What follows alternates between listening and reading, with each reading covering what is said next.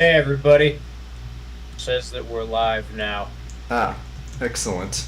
Hello, everybody. I know it's been a bit since we streamed, not terribly long, but I think it's been like 2, 3 weeks. Yeah. It's been like a month since I was consistently posting on Discord in general, so that seems about right. I feel like a month is a bit much, but anyways, yeah, we're doing stuff. We're still doing stuff, and I promise you, we're not idle. A lot's been going on, and a lot's been going on in the news. Like, I felt like it would be appropriate to start with the current events just simply because that stuff is fairly simple and straightforward to talk about and probably takes only like, what, 15 minutes? Yeah, sure. Like how, as expected, the treaty that was being planned, quote unquote, in Egypt fell through for the Israeli relocation program. Yeah, let me guess. It was just Hamas being unreasonable for the, like, oh, it's their fault that they just didn't want to be deported. So everything that I happens is just entirely their fault. Yeah, just ignore the leaked memo from the Israeli government that just openly stated that was the intention to begin with, and that was what the program was organized around the intent of accomplishing, was just genociding everybody. Hmm. But I guess that's an example of something that we could talk about that's been in the news lately. Or Strait of Hormuz drama. I mean, those are really just the topics that fundamentally, like, if you want to actually get down to the actual subjects that are relevant in determining what the state is going to do at this point, those are just the places you need to look right now.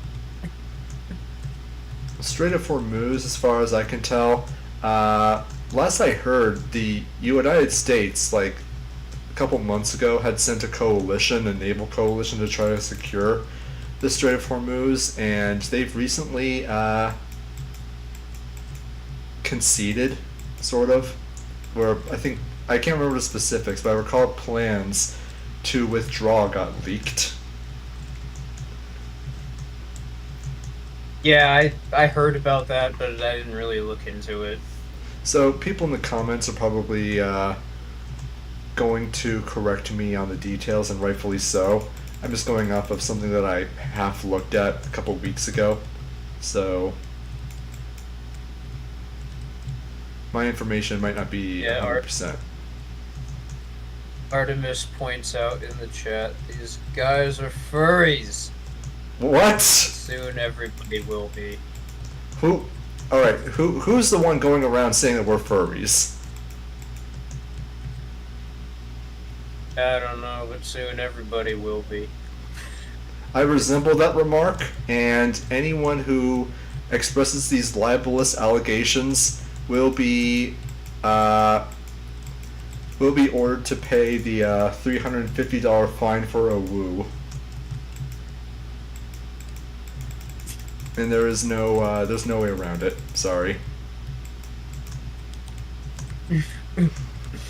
I don't even know what I'm saying anymore. Yeah, man. I don't really know where to go from there, but I, because well, I mean, the only possible ways that that conversation could start trending would just clash with what we're talking about. So fundamentally that I don't even know how we would get back to talking about like propaganda was at that point. Let's see. The United States, with effectively withdrawing from the Strait of Hormuz, Yeah, so basically being overtaken by a small group of random people with like just peasants, basically, and being completely overpowering the strongest military the world has ever seen. Uh, I mean, it's that's remarkable on its own, But just the sheer fact that they did it over the course of a few months, I think is pretty Yeah, interesting in and well, of itself. and I don't think that we need to point out what the immediate and obvious implications of that are, which is the U.S. and any NATO allied countries are fucked right now because they based their entire energy infrastructure on supply chains that are going to be shipped out of the Strait of Hormuz, and BRICS now has a chokehold on the region.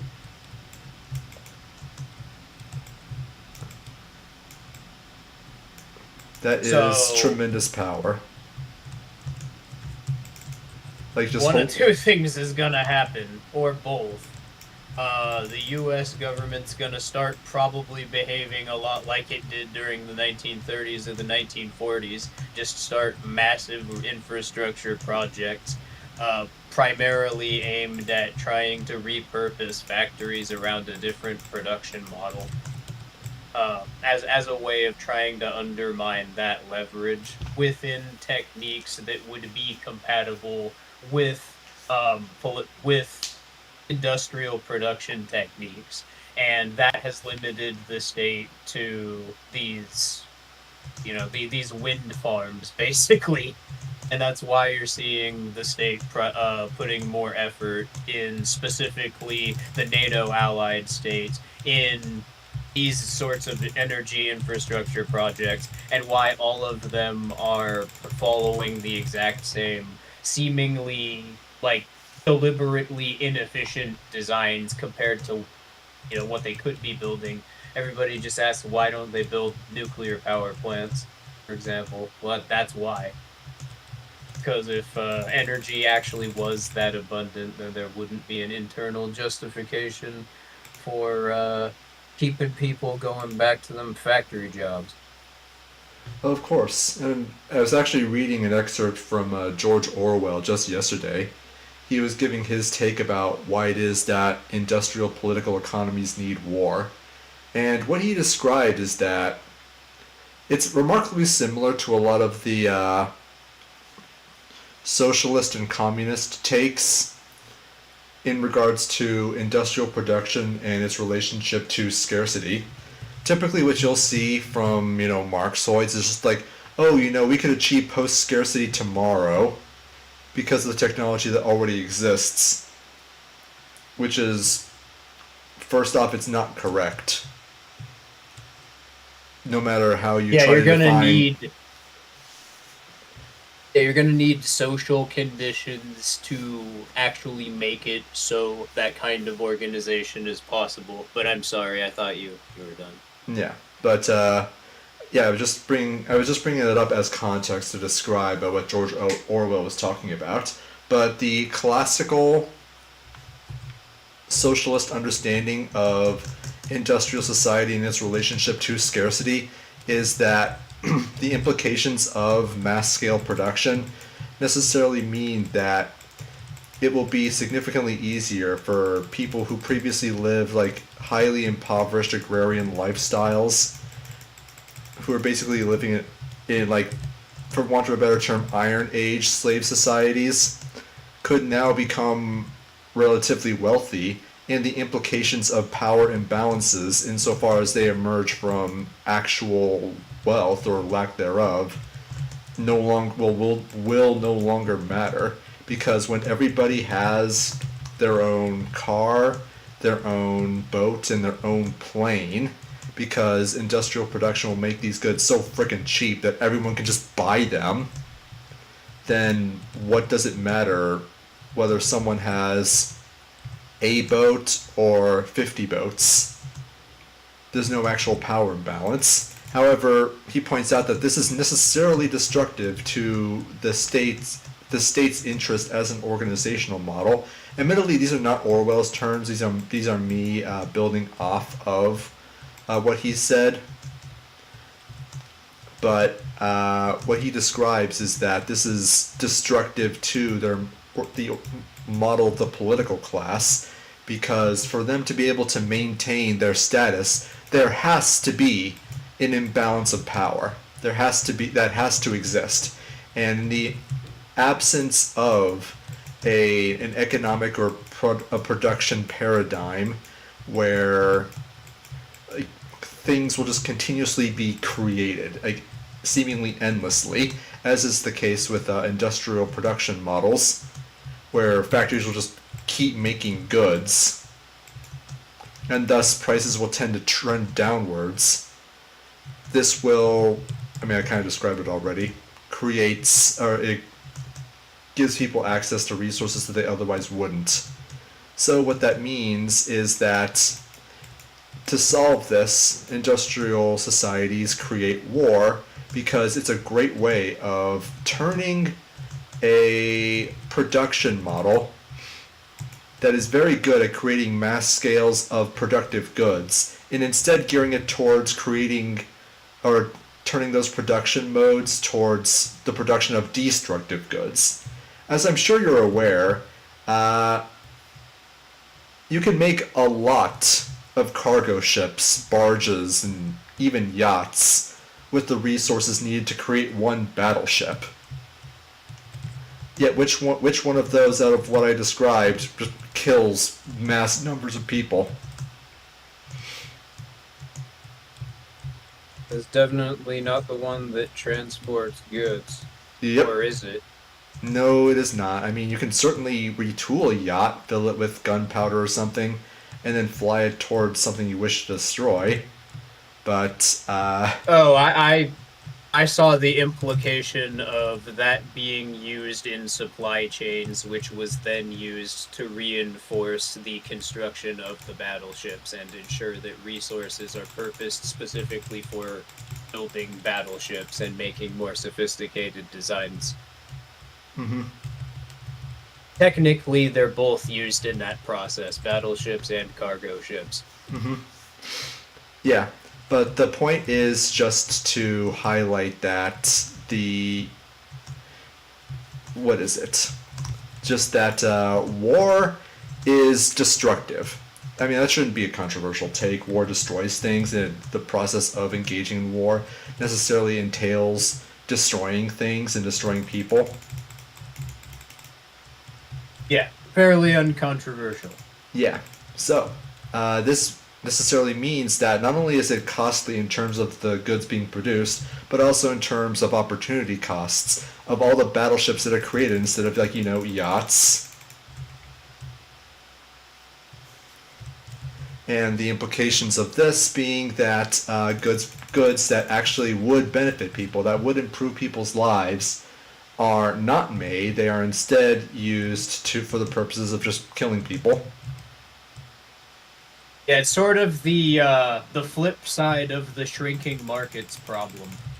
What happens when the state produces a surplus compared to what people within a political economy are actually using?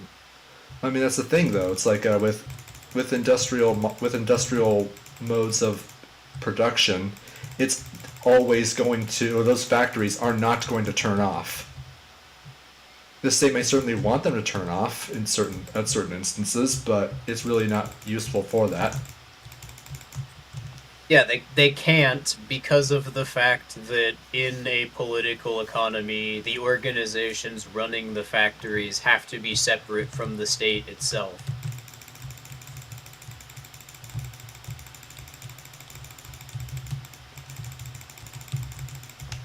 Hello? Sorry. I was just concentrating on something in the game. I need to get my battery replaced. But on my computer. Okay. Yeah. Anyways, that's just a side point. All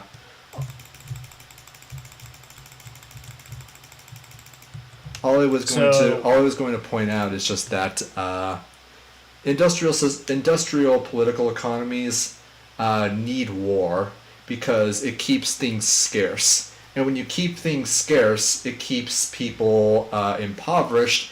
And when people are impoverished, their hierarchy of needs becomes focused towards making sure that they're either able to get over the edge of just surviving or keeping themselves from the brink of just being completely impoverished to where you're not sure where your next meal is coming from. Basically, people need to be kept poor at all times because it keeps them from actually being able to realize that, hey, wait a minute, these lying psychopaths who control my life, I actually have been able to study the organizational model, how they work, and not only have I realized that there's way more of us than them, but I've also developed a strategy by which we can undermine their entire organizational model without ever having to lift a gun. Basically, but you'll never even no, you go ahead. Oh, but all I was going to add is, but you'll never even begin to approach looking at the state that way if you look at the state and society as the same thing, which is why the state primarily just relies on these clandestine seeming manipulations. It's because they're trying to make them seem organic within the rules that they promote through their techniques, so that the reinforcement of those specific techniques appears to be organic based on how people interact with their environment, because the way the environment is filtered to them as a result of the state creating these pressures by reinforcing property titles makes it so they could only be incentivized by internal incentives that would exist within organization models that only are able, like, within organization models that have been selectively limited by the costs created by the state defending property titles. That is a hell of a series of that's a hell of a series of cause and effect to deconstruct, but that's mainly the thing that we wanted to talk about this stream. Yeah, and it also makes it very difficult for people to be able to identify. It's so complex and labyrinthine that even if you try to describe it to someone, you just end up with that implication of, wait a minute, you mean that reporter for the Daily Planet is Superman? Are you kidding me? It sounds so ridiculous that no one would ever believe you. That's exactly the kind of strangeness that it is from an that it would seem like from an outside perspective, though, unless we did try to approach explaining it this way, which that's what the stream's mostly going to be dedicated to, is logic. But anyway, yeah, they're very, very straightforward. They could be easily understood. The method is repeatable, and it can be not only that, but you can use the method generally. That being said, trying to demonstrate a single concept that exists outside of propositional logic it's like building a machine out of your narrative. It is a process, and figuring out how exactly to explain that to other people has been mainly what the struggle has been the last 2 to 3 months. In a way, it's kind of like you're creating an entirely new system of logic. Yeah, one that has only been made possible recently with the context that large language models have provided of functionally the way that neural nets form being identical to the way that large language models have weights, have the algorithms that regulate their weights internally trained, which was demonstrated. I mentioned that in the last stream that I did, but I've mentioned it in a couple streams now. In a university study where people were training a large language model through a device that was reading how neurons were forming in their brain, and translating that data into what was represented by the large language model, and used this to recreate what the person would be roughly what they were sensing with their with their sense of sight. Pardon the redundancy. What they were seeing Basically, with the their way sight. that they're, yeah, basically, what that proved is that there is a physical basis for memories and roughly how the brain sources them. And this context, coupled with a lot of the topics that we've been studying over the last few years, allowed us to create essentially a complete reconstruction of the cognitive and computer sciences, but from a different logic framework. One which approaches the your own perception of cause and effect from within your own thought process, not as simply an abstract logical formula, but how the rules of your brain would process that relative to how you know it functions as a machine, then comparing that to logically what you could demonstrate are characteristics about the concept that exist independent of your own perception. And that's, I'm sorry, what were you going to say, Heretic? I was just going to remark a simple way for people to understand this is by highlighting the difference between phenomena and narrative about phenomena. So, take for example a rock rolling down a hill. I mean, it can be anything, like literally anything that happens as a result of something else. Any effect that emerged as a result of a cause. There is the effect, the rock rolling down the hill, and there is also the experience of the rock rolling down the hill. Now, if you didn't see or hear the rock rolling down the hill because you are blind, you are deaf, blind and deaf, or you were just simply too far away for you to even be able to notice that such a thing ever occurred, then naturally your experience of it is going to be vastly different than the experience of the person who caused the rock to roll down the hill deliberately by their actions. But the point is that there is going to be a difference between the actual experience that people have of it, as well as the manner in which the phenomena itself is contextualized.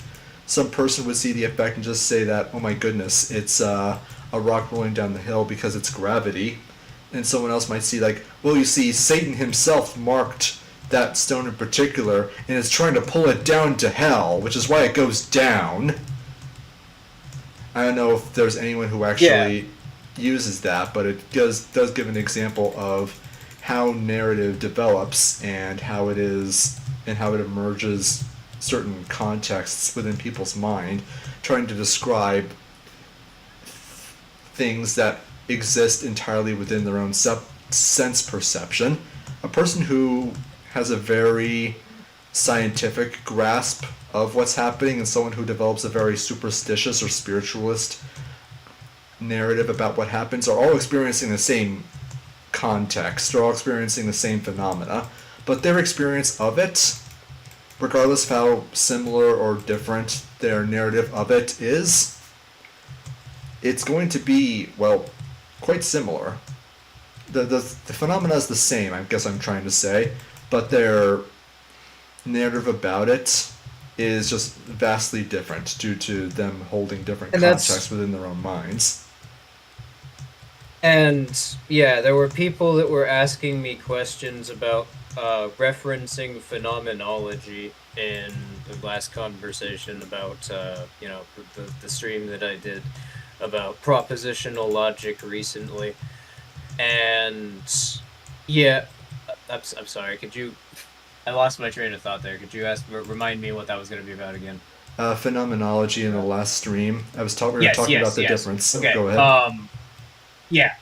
I remember where I was going with that. So basically, when we incorporated that context into our study, what we realized, and I didn't understand how to explain this to people, and this is what I've been trying to spend the last few months in particular. This is the last point that I've needed to get down, I see now, before I could just start writing this.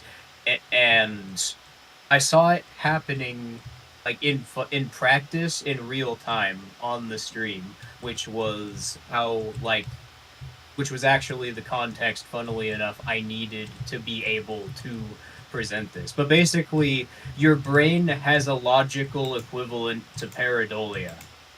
You'll need to explain what pareidolia is You to know, people. okay, so pareidolia is an effect that occurs in the brain because of the fact that when you are processing objects in your environment, what you are actually processing are hard energy constructs that's being filtered to you by your brain based on your memory of what, based on the patterns of shapes you see, the objects in your environment should be to you. Um, like if you've seen a face, for example, in visual noise, that's the most common sense in which pareidolia is thought of. Well, keep in mind the implications of what was noted earlier with how memories are stored.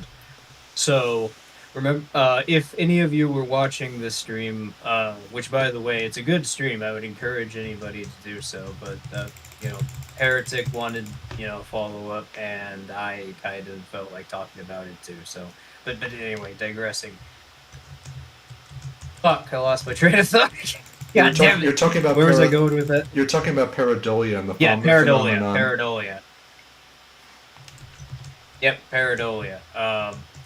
So consider the implications of the fact that propositional logic represents meaning, but it can't convey meaning because of the fact that propositions can't refer to anything other than themselves, so they're not actually introducing context to your narrative of reality or creating repeatable methods. It's just reframing. Um, it's basically just reframing things you would interact with. It's narrative framing, essentially. That's the simplest way of putting it. But anyway, you're not actually meaning is not being conveyed by a propositional statement. Yet, if you were to read a statement like existence exists and this is true, what is logically it conveys nothing. It doesn't reference anything outside of itself, so it's a meaningless statement. Internally, though, you do not just picture nothing. Like, the word existence is associated to you with concepts or subjects that you, in your narrative of reality, abstractly tie to the concept of existence. Mm-hmm. Just true. So consider the fact that the brain is doing this, even if you don't perceive this to be happening.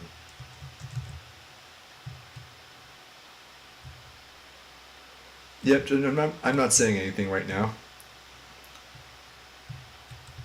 So if you were within your internal narrative of reality to assume that propositional logic can represent metaphysical truth, which you have metaphysical claims about nature. I'll get into why I clarified that in a second. Caught myself, but if you assume that it does, that will fundamentally change the way that you perceive topics in the cause and effect, your internal system of deduction that exists within your narrative of reality. It will bias how you perceive deduction in such a way where you perceive your brain's logic pareidolia to be interchangeable with cause and effect, or at the very least, you won't have the ability to distinguish between when that's happening or when you're making a proposition, Yep. and So you're consciously aware of.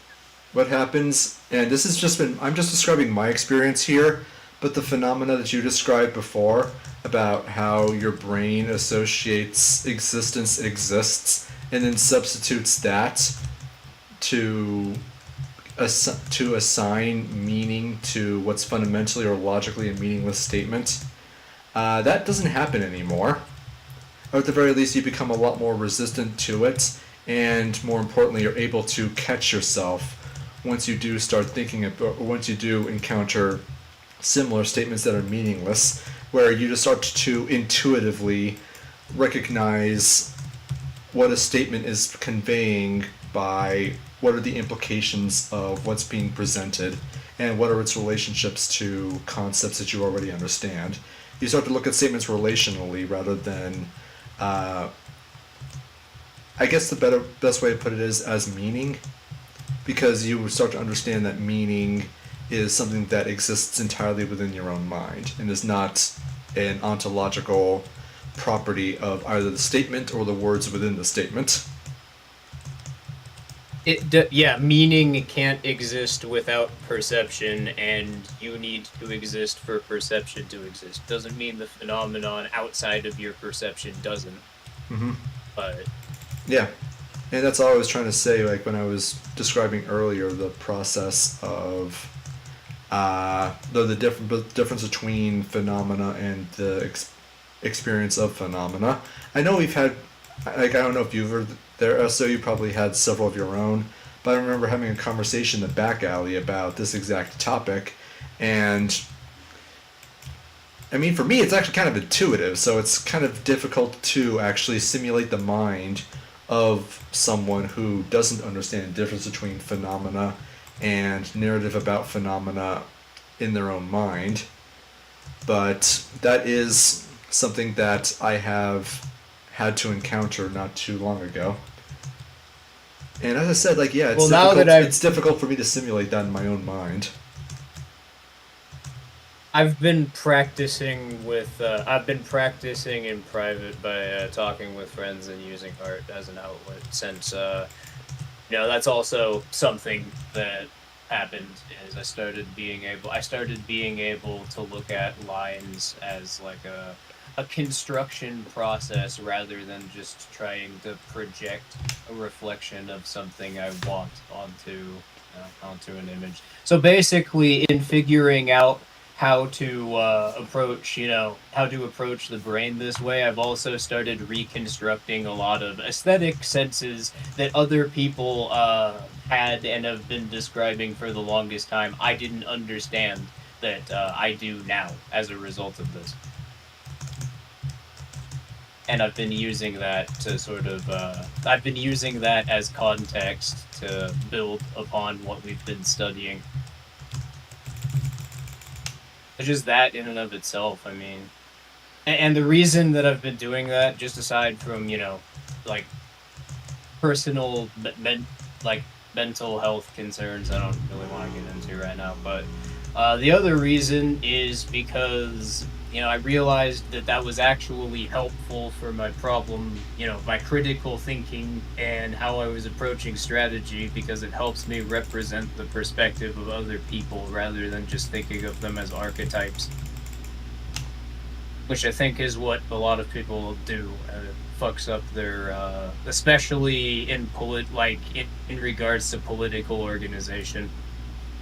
And it messes up the way that a lot of their internal thinking around strategy ends up coming out, because they start thinking of anybody outside of their organization as just a potential enemy.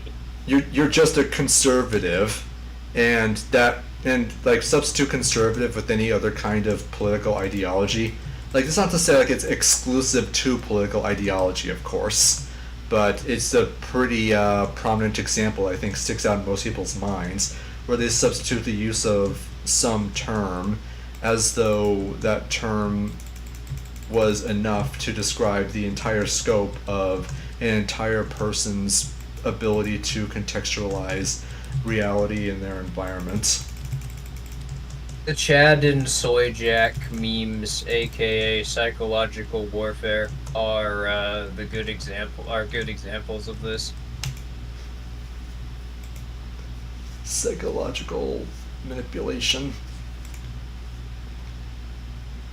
Yeah, I just am outright willing to state that there are a lot of quote-unquote memes that are being passed around. Not that they don't spread organically, but that there are a lot of memes astroturfed and catch on because of propaganda. And, I mean, this isn't even controversial. There have been multiple intelligence agencies that have just outright stated this. I think even the CIA mentioned that they do this. Yeah, I remember But yeah, this. I remember back in 2021, the European Union just openly talked about their fuck, I don't remember what they called the program, but basically they hired a few hundred people to make professional memes and try to spread them around as a psychological warfare strategy to control how people perceive lockdowns. I can tell you with absolute certainty that the reaction that a lot of people had to hearing that news, as well as other stuff, particularly like with the Navy and their programs about like trying to teach people how memes work, coming off as just ridiculous and cringeworthy, because it kind of shows how it's meant to like show how out of touch they are. Don't fall for that, because MKUltra, and I'm not using that just to like kind of dismiss the idea. It's just to point out that the United States government and the CIA produced probably one of the most comprehensive documentation to ever exist in regards to the human brain and how it works. And they have a they have a very solid grasp of how to influence people and steer their decision making towards certain ends. And if they got you to believe that they are hopelessly lost in regards to quote unquote meme warfare, then they probably already won. I can promise you they have a better understanding of how memes work than you do, basically. Not USO, but just like, well, maybe USO, but just people in general. No, yeah, I mean, MKUltra was a lot of the context that went into understanding, what we're sitting on here. That's where I learned quite a bit of it. Mm-hmm. So I can confirm, yes, that it is not fucking it's not people being spiked with LSD. It's the most sophisticated deconstruction of the human brain and the study of the mind's relationship to the brain that's probably ever been conducted.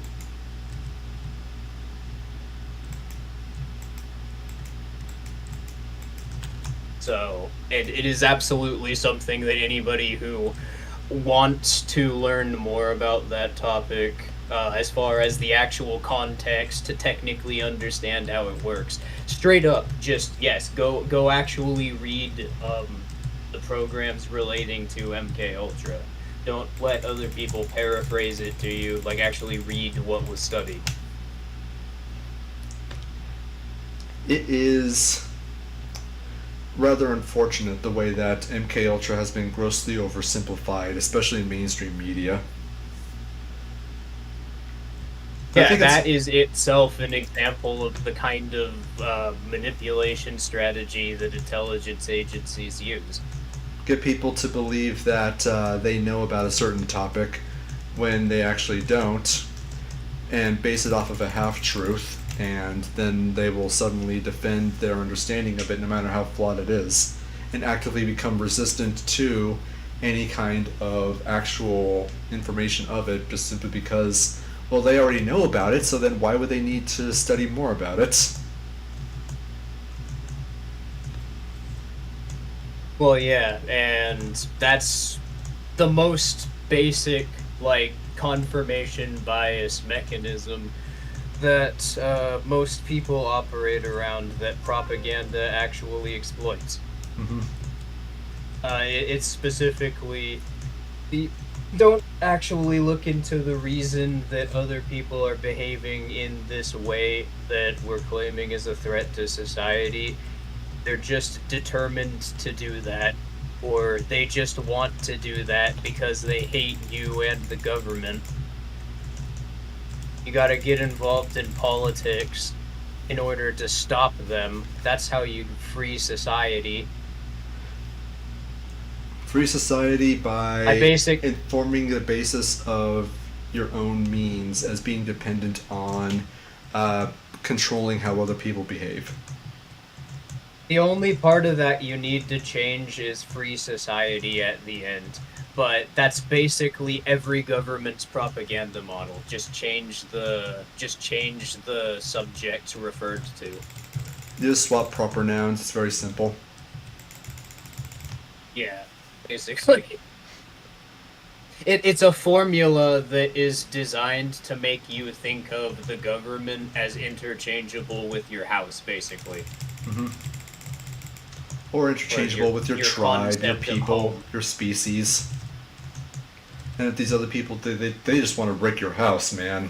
They drive by your house every day, and it's like, I have this car, and I think my car would look really nice inside of their living room at 60 miles per hour. That's what they're thinking about all the time. They wake up every morning and they're just plotting, I'm gonna ram it. I'm gonna go in there, and they're gonna be terrified, and I'm gonna find it funny. I swear I recently heard a boomer at work. I'm not gonna say any more about them. I heard them insinuate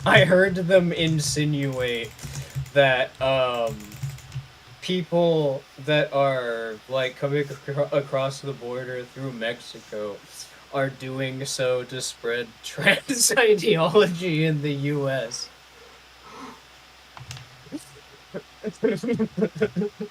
That's actually fairly impressive.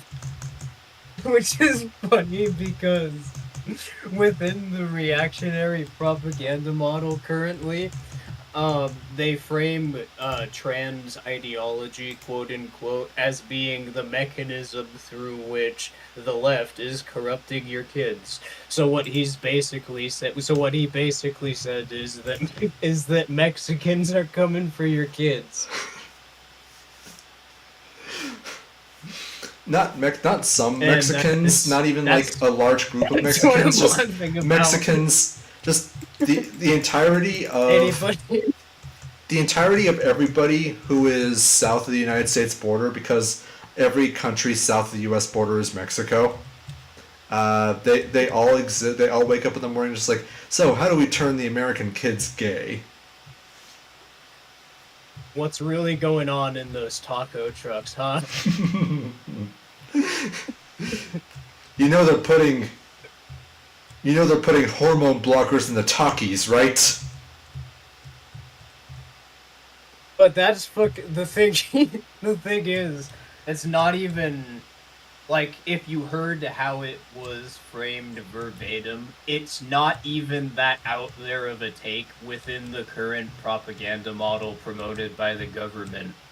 But if you logically deconstruct it, it's literally, Mexicans are coming for your kids, and that is... Jesus. Well, I mean, that's the nature of their, that's the nature of politics and modernity, where it's just like...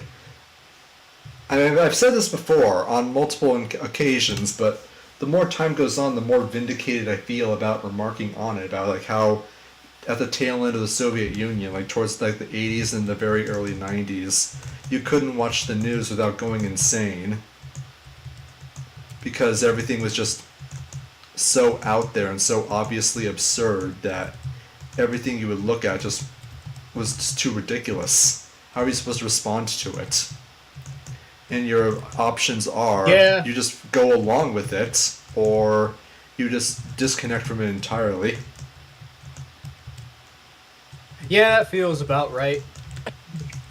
The experience of living in 2024. Mm-hmm. just want to go insane, just pay attention to mainstream news. I think I mentioned. I know. Actually, I don't know if I mentioned this before, but or at least not to you. But it's like two weeks. No, not 2 weeks. But it's like a month and a half ago, I think. I was getting the tires replaced on my car, and they happened to have Fox News on, and it's Fox News because I'm in Texas, and they were going on about. I don't remember what the exact topic was. I wasn't really paying attention, so forgive me for that. But all I remember was just my emotional reaction to watching it, because it was just on about like how Joe Biden is just like this terrible evil monster who wants to destroy America, and how we need to get Trump in. That's not what they actually said, but I'm trying to substitute my recollection of my emotional state after watching it and trying to reconstruct what they actually said from that. So it's going to be biased in that regard. But having said that, I just couldn't help but think that this is utterly deranged. How can anyone watch this and just not laugh or want to cry from how obviously absurd this is?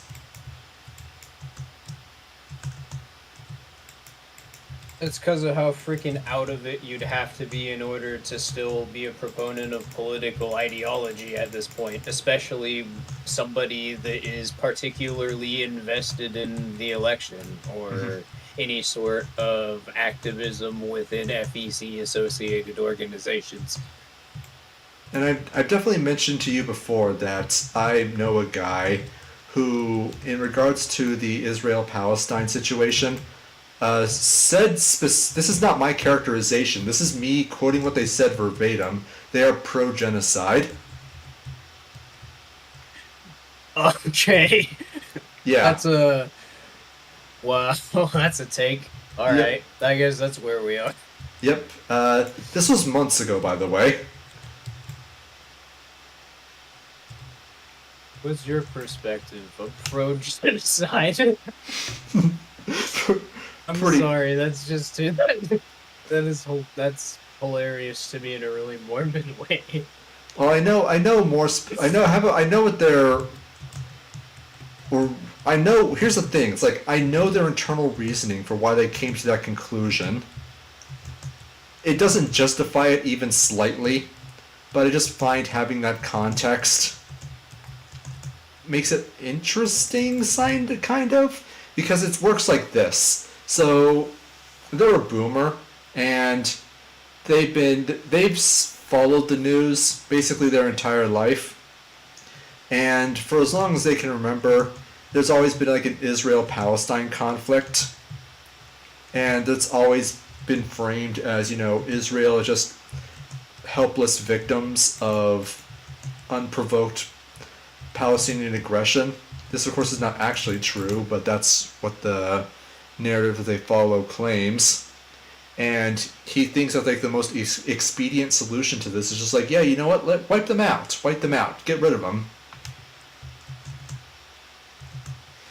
Yeah, and that is the conclusion that all political organization will come to anytime that they start a quote-unquote relocation program and it gets disrupted in any way. That's one of the major problems with governments that also fucks them internally, is that once they start a plan, they can't stop it.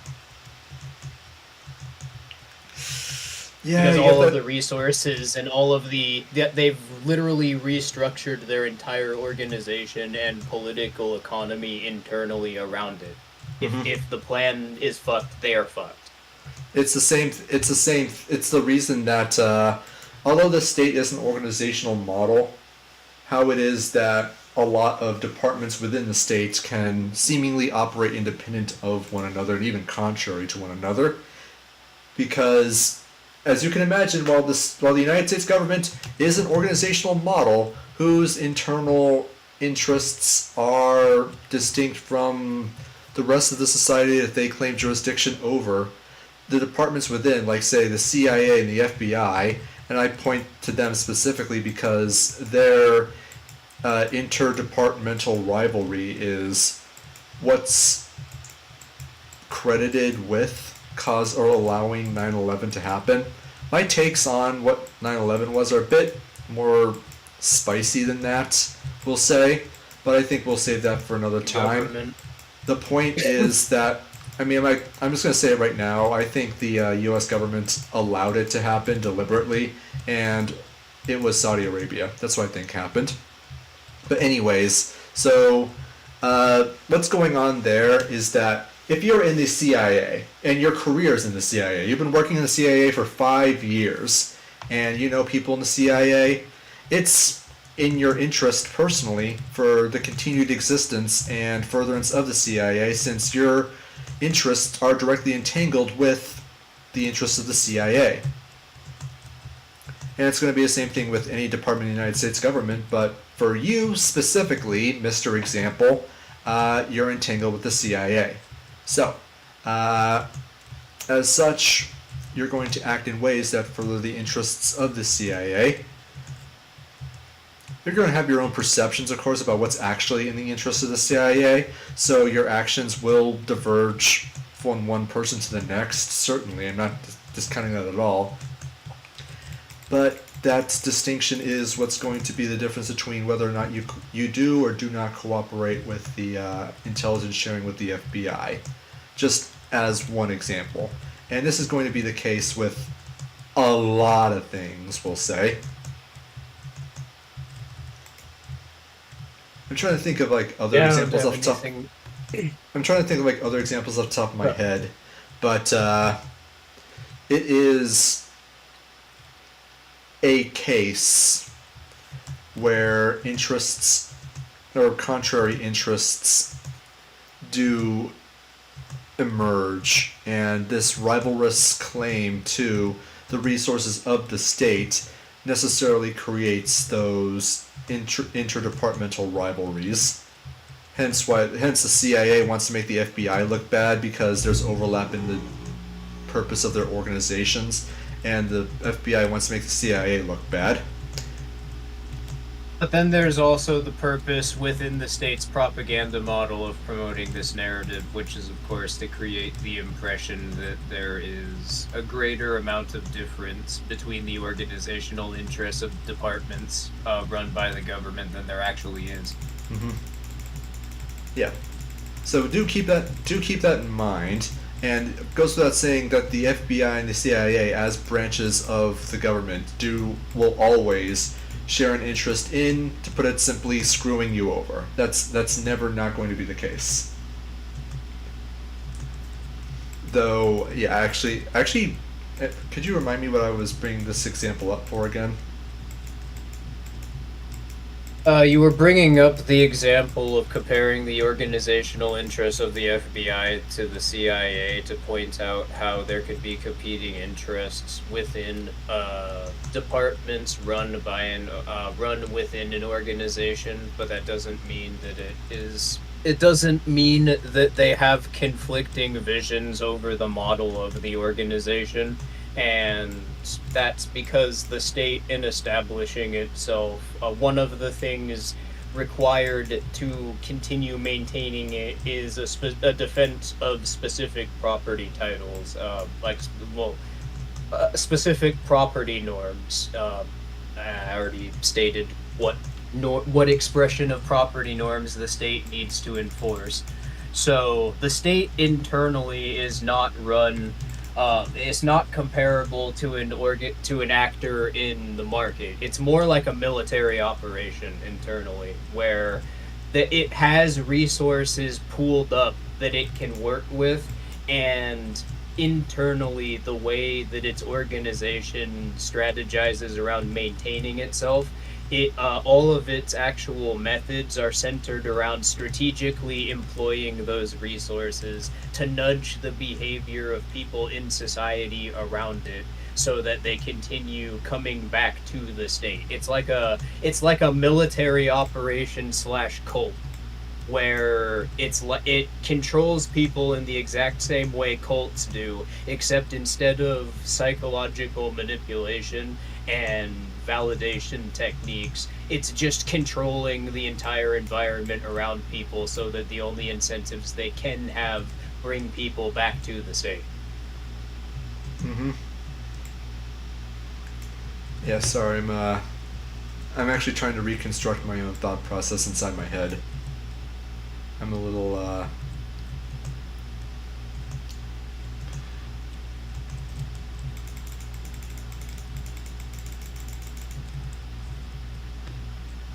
Yeah, so, I'm trying to remember what we were talking about before. I think this is where I'm being thrown off right now.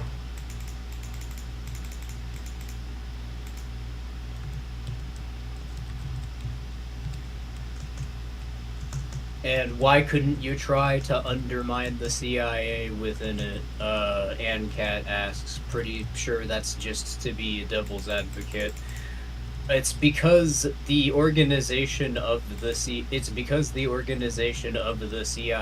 because of what it has to perform, what the organization that props it up forces it to only be able to perform certain behaviors because of the fact. Basically, let me think of a way of rephrasing that. The state, you cannot perform libertarian means within within a political organization, because political organizations only allow internally for economic models that reinforce political organization. That's the problem with that idea. It's not a question. There's never going to be a person who's going to be able to reform any kind of political organization from within, because the organizational model necessarily selects for sociopathy, to put it simply, in the same way that an ecosystem selects for organisms that are best able to survive it. In the case of That's political not even the sense. Sorry? Sorry. What were you saying though? Yeah, I was giving the analogy just because to highlight the fact that there's something that resembles a natural selection mechanism within political organizations. If a politician or bureaucrat is acting in ways that are actually in the interests of the non-political class, then they're going to be destructive to the interests of the state, and they can certainly continue doing that. However, they won't have a job for much longer because the state just simply won't be able to exist as an organization. So they might be out of a job, and maybe that'll be fine for them. However, for all sorts of other people who do benefit from political organizations existing, and techniques are still at a stage where political organizations are still viable as means by which people can maintain their interests, as members of the political class, then unfortunately states or people who have an interest in the state existing will cause states to exist yet again. And all that's going to do is they're going to refine the process by which people are allowed to become members of their organization in such a way as to select against, or make it easier to screen out, people who would act in benevolent ways. Yeah, and from a financial perspective, it's even simpler. The organization internally is dependent on everything that's required to maintain a tax scheme. Keep in mind what's required to maintain a tax scheme. So, if you were to perform in ways which were subversive to the state's ability to continue maintaining a tax scheme, it would be immediately evident to everybody around you that it is interfering with the state's ability to do so. In the same way that if you were baking a cake in a room full of people who knew how to cook a cake, and one of the ingredients you pulled out was rat poison, everybody else in the room would know you were trying to poison them. Mm-hmm. Or at the very least try to stop you.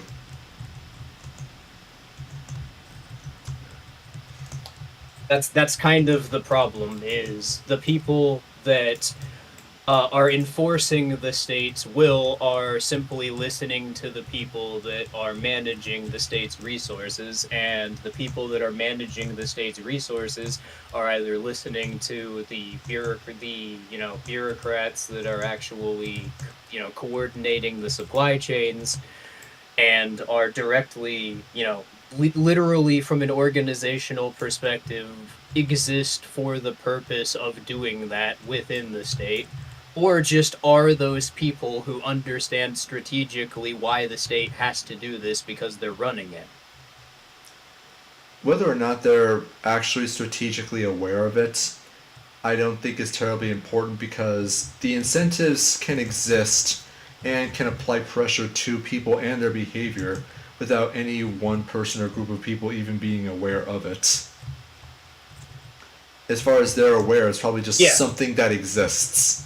It's this incentive that they Well, have. and And and that's exactly how most people are brainwashed. They don't see themselves as brainwashed. Most people in the world right now see themselves as some sort of dissident against the state, but their understanding of society has caused them to see that actually rights are merging out of human nature, and human nature is common sense, and common sense is that's how the propaganda model actually works.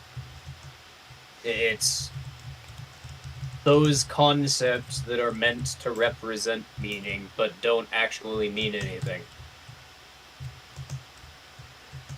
and as such, people are able to maintain the illusion of their own, or maintain the illusion of their own intelligence, while being the most intellectually bankrupt people in the room. Yeah, and it was before the stream that I did last week that I did just see it as intellectual bankruptcy or dishonesty, and in some cases, maybe it certainly is being consciously disingenuous. But it was the realization that if you assume a propositional logic can represent metaphysical truth, that this literally makes you incapable of understanding a rebuttal to that. Like in as a concept you can't, because you start from the assumption that every statement is meant to represent quote unquote truth. And I realized midstream truth does not actually exist in metaphysics. You know, that is, It's a result. What? I said, that is going to be something that's going to need to be explained to people because,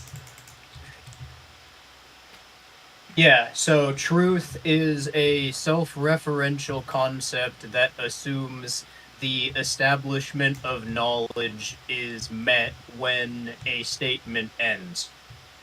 It means internally it makes like truth makes metaphysical assumptions about itself that internally can't be challenged. The concept of truth, which means that it doesn't exist metaphysically.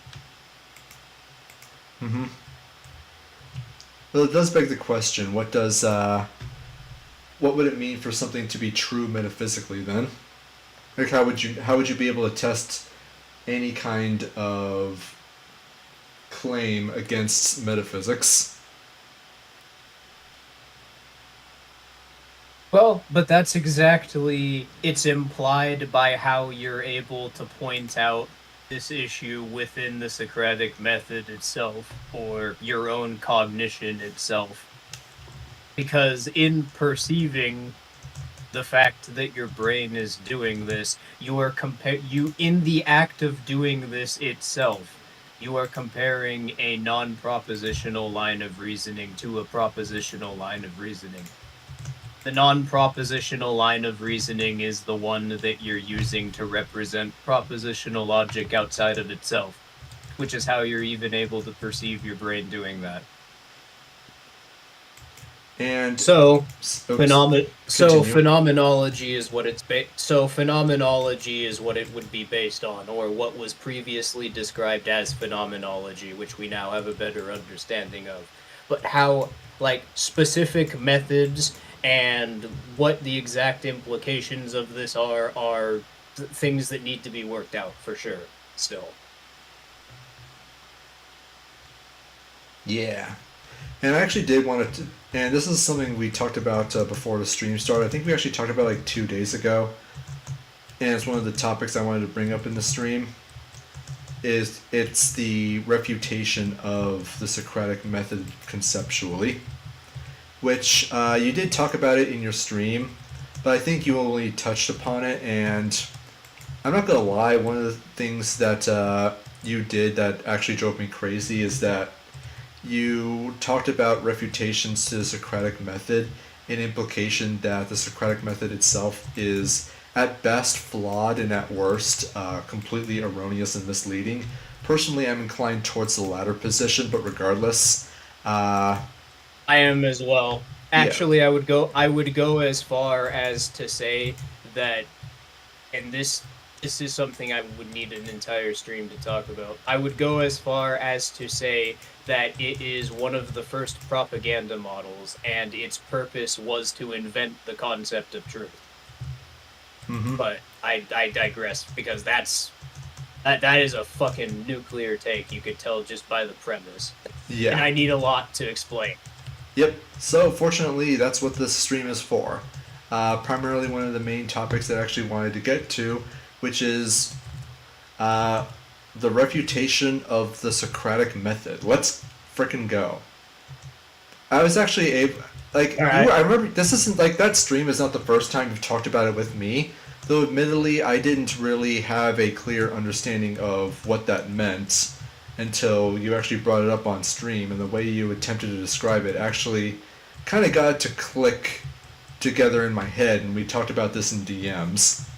The summary that I gave up is like, well, first, like before I begin the summary, or before I begin explaining my understanding of why the Socratic method is false, we first need to define what it is, which is an attempt through discourse to arrive at truth, either through one of two ways. You either arrive at truth through figuring out the gaps in one's own understanding, in which case you have a methodology for being able to eventually arrive at a truth, even if you don't have it at the present moment of discourse, or you have a means of being able to achieve understanding of truth by breaking down a proposition breaking down any given proposition basically into its component parts. So in the way you do that is just of course through the old Socratic cliche of asking why questions. If this is true, then why is this the case? And if this is true, then then this must also be true. Or why is this true? And why is this true? And why is this true? So on and so forth. Do I have? I mean, it's kind of a long-winded summary, but do I have it about right? Do you think? Yeah, it's the use of propositions to compare other propositions to other propositions, and use a string of these to represent something in nature, but calling this a representation of what can be knowledge. Mm-hmm. And the idea was The just gist of it. yeah. There's just the idea that you have competing sets, you have competing frameworks of knowledge and truth that are constantly going at each other until eventually, like, you have true statements left standing. However, The you'll notice. metaphysic Sorry. I was just going to say, the Socratic method. The most direct example one could use, that one would probably be familiar with, would be the peer review model in academia. It's internally justified, by the Socratic method. That's all I was gonna add. All right. All I was going to do was say that you might have noticed that it might have just been, I don't think it's just the way I framed it, but the way that I did present it, it very much implied what the actual problem is, which is that there's a presupposition built into the Socratic method, and that it tries to achieve a very specific goal, which is the arrival of truth, which directly implies that there is just a truth that one can just arrive at. Yeah, it presupposes that a claim of knowledge which is accurate has to be based on meaning existing independent of your own perception. Mm-hmm. So fundamentally, you cannot use the Socratic method to represent what is true. What is true? That's so baked into our language, but you know what I mean. You can't use the Socratic method to represent nature. Yeah, you can't use So basically, the metaphysical foundation for the entirety of what is conceived of as science and academia is flawed. It is not accurate. Not accurately representing logical what is logically what we know exists. There's don't get me wrong, like there's certainly an attempt. However, the attempt is fundamentally flawed in that they're trying to construct a universal narrative of what the truth is, because the Socratic method fundamentally presupposes that there is one to begin with. I mean, I was actually thinking about this like just the other day, and just like the fundamental premise of Socrates' method is summarized in the one thing that Socrates claimed to know. And that is, like, the one thing that he knows for sure is that he knows nothing. If you just look at that statement for 5 seconds, you realize how contradictory it is. If he knows nothing, how can he know that he knows nothing? Well, and if you understand how suggestion works in psychology, it makes you raise your eyebrow. Can you elaborate, please? Basically, if you put someone in a state where they are never questioning anything that they're hearing, that is basically, it lulls them into a state of auto-hypnosis. So what that sounds like very superficially is also a method of putting someone into a suggestive state. Which, if you listen to someone arguing in propositions, you'll notice you do kind of drift off unless you focus on each specific proposition. It's what... Sorry, I was just drinking something. It's the phenomenon of what people describe as getting bored. Yeah, it's because there's no internal reasoning to it that exists other than just someone making assumptions and trying to dominate my perspective. Like, Smash God TV in the comments put it, dominating an opponent using tricky rhetorical framing. Yep. That's really all it is. It's just grabbing my attention constantly so I can't do with the context that's been presented what I want to in my own thought process. Yep, the Hegel method. Because it's constantly they're constantly being framed as why, or why is that? What is that? It's a proposition that makes your brain halt, because remember, your brain is not processing just abstract logic, quote unquote. It's a machine that's operating within the rules that you know that it's running, even if you're not perceiving it, because of the fact that it's still operating. So if that's happening outside of your perception, then it's influencing the function of your brain whether or not you recognize that's happening.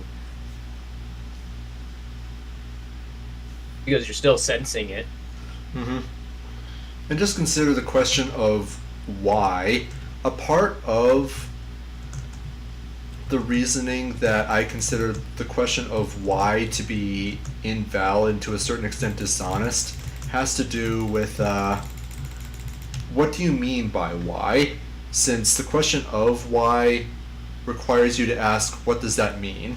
Say for example, why does an apple fall? Which has a lot, which is actually multiple questions, I think. How do you know that an apple falls? What's the cause that makes an apple? What is the cause of the phenomena being observed or experienced? What do you mean by fall? Because fall itself has an ambiguous statement. It could mean like you perceive an object being affected by gravity and it's moving downwards by your frame of reference, but it could also just mean it engaged in a morally ambiguous act. Yes, I'm still talking about an apple. Don't question me. Anyways, yeah, there's a lot of unquestioned assumptions that are just built into a lot of the way that this is structured. But even if those assumptions have an internal justification, because of the fact that this reasoning itself was based on propositions, the internal justifications can only be propositions, because of the fact that the connections between those two concepts or subjects internally within the statement only happens because of presuppositions. Mm-hmm. The only reasoning you can really arrive at through the Socratic method is something that is ultimately ever going to be self-referential. Not self-referential in the sense of a tautology where A equals A, but in the sense of you're going to create what I would like to call supermassive, what's the term?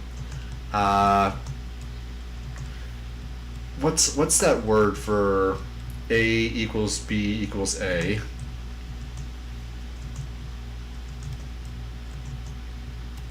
Circular reasoning. That's blanking. It. Yeah, circular reasoning. You're gonna end up at circular reasoning one way or the other. It's just that your circular reasoning now, instead of just including like 3 or 4 steps, it's 30 steps. And even then, it's not even but that's the most jarring thing that I pointed out in the last stream. It's that a proposition, because of the fact that it is propositional, if the concept being represented in it's literally the exact same statement as a statement that represents a reflection of nature which would be demonstrably accurate, even though it's represented by the same sentence, it fundamentally the reasoning it conveys, because it's propositional, or one assumes that they can convey nature with a proposition, what it implies is different, or how one perceives its implications,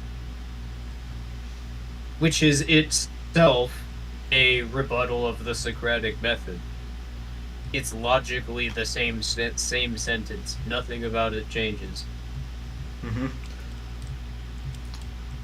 I mean, I think the best way to like really summarize it, not to say like we've talked about like absolutely everything that there is to talk about it, but that the Socratic method is really only good at creating additional tautologies, additional steps on a loop of circular reasoning that's only ever going to be useful for itself and within itself. It might branch off into other circles, granted. You could end up with an entire tree of circular reasoning that's going to look suspiciously like, what's it called? The Habsburg family tree. However, I don't think that's something people exactly want to see within their logical reasoning and the methodologies for explaining phenomena in nature that exist independent of their own perception. Put simply, you're never going to arrive at an accurate representation of sense data or phenomena that exists independent of observation through using the Socratic method. You're always going to be confused, you're always going to be misled, and nothing you can arrive at using that method will ever be accurate to it except purely by coincidence. It just so happens to be there. It's like saying that you should leave a burning building through the staircase and not the elevator because fire is afraid of stairs. Your conclusion is correct, but your reasoning for getting there is wildly inappropriate. The fire is danger. Jumping out the window is the same as going down the stairs. Because you get to the ground either way, heretic. But fire is afraid of stairs. Just trust me, guys. It works. It's proof, because the fire didn't go down the stairs. It collapsed to them. It was a fear response. It was just pure spite. Might even just be hatred at this point. It's like very racist against stairs. It's fire, so yeah, it's hatred. Have you ever talk about a burning passion? Socratic. Burning passion. Well, yeah. Now the evidence is just adding up, heretic. I think that fire might have behavior that can be observed, that we can make truths about. Well, of course. I mean, I perceive the stairs. I mean, have you ever seen stairs on fire? No. Exactly. Because it can never happen. I promise.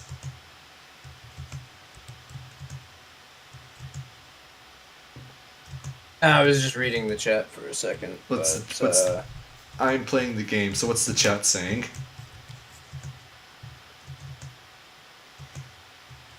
People... what is the most recent comment in response to Neuroposter? No, it's not. The premise is combination of propositions that relate to each other. The premise, all capitalized, needs to be in the conclusion and body to be circular, not just one of the propositions. But the problem is the entire line of reasoning itself only happens because it assumes itself. So nothing is being referred to outside of itself, so there's no context being introduced that can be used even to create meaning within your own perception.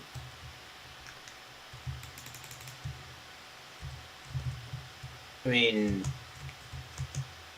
are these conventions within a specific logic philosophy that are being referred to? Because, yeah, we probably are taking objection to that. I mean, I'll be perfectly upfront. A lot of what we're describing here, we're not exactly referring to. We're not referring to nomenclature within academic discourse around these topics, because a lot of, especially what we know about the brain, is self-taught at this point.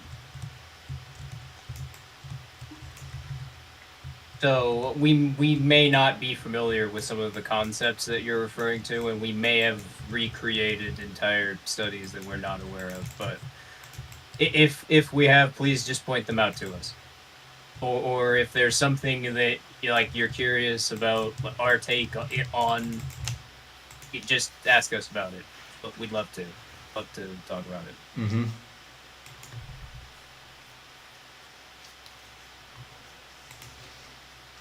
I'm currently trying to simulate that within my own mind, and yeah, I mean, I think you described it quite well. the logic of the logic of propositional statements within the Socratic method. I mean, I kind of described it earlier. Everything is always going to be self-contained, and for creating Yeah, self-contained statements, fantastic. It might be pretty good for for things like that are designed to be self-contained, like world building, where every fictional world is going to have its own internal rules, and it's going to make sense within itself, and it doesn't really need to be demonstrable outside of itself. But when you're trying to describe things that exist in nature, whether that be natural phenomena or things that exist in the social sciences, it's not useful, even slightly. well, our work, to clarify, it's not baseless. We've done a lot of stuff, like a lot of the logic philosophy and metaphysics that I went into reading that like was helpful in being applied to the social studies. Like Wittgenstein was a very specifically the treatise Philosophical Investigations was a pretty important work that influenced a lot of a lot of our approaches to studying these topics. So it's not that we haven't read into them. It's that I don't know. There may be a specific there may be specific nomenclature relating to these topics that we're not familiar with. We can't cite off the top of our head. And in my case, there's also just the fact that I'm high as fuck too. So I'm, I might not refer exactly to that concept in my memory right away. Mm-hmm. My SO is more well read on this than I am, admittedly. And I also understand like just the sheer scope of what it is that we're trying to claim, since we're creating an entirely new logic system. And of course, we're by no means the first people to attempt to do this. Maybe we're the first ones on this specific branch of logic and methodology, but in terms of like creating a logical and methodological system, we have like literally thousands of years of people doing this, and like lots and lots of schools of thought. And despite all of our studies, we're probably familiar with like maybe 1 to 2% of them. So there's going to be a lot of. I'm not at all like anything that would be phenomenology and beyond. It's not. I'm not going to be as familiar with the specific nomenclature at this point. It's something that that I can see is going to be helpful to do some reading into in the near future, but it's yeah, when I'm referring to the concept of phenomenology, um, in this stream, I was using it as a way to describe, um, t I guess, how meaning would emerge from within your own perception of your narrative of reality forming in real time. Phenomenology, there's a better way metaphysically to describe it, I'm certain, than Hegel, but that's the closest attempt, like that's the closest I've seen to functionally describing this concept outside of works that are just like outright mysticism or spirituality. Hegel. Well, yeah, but Hegel's pretending not to be. And he didn't do enough. I mean, the guy's writing is just straight up mystical. I think only Charles Darwin had worse writing style.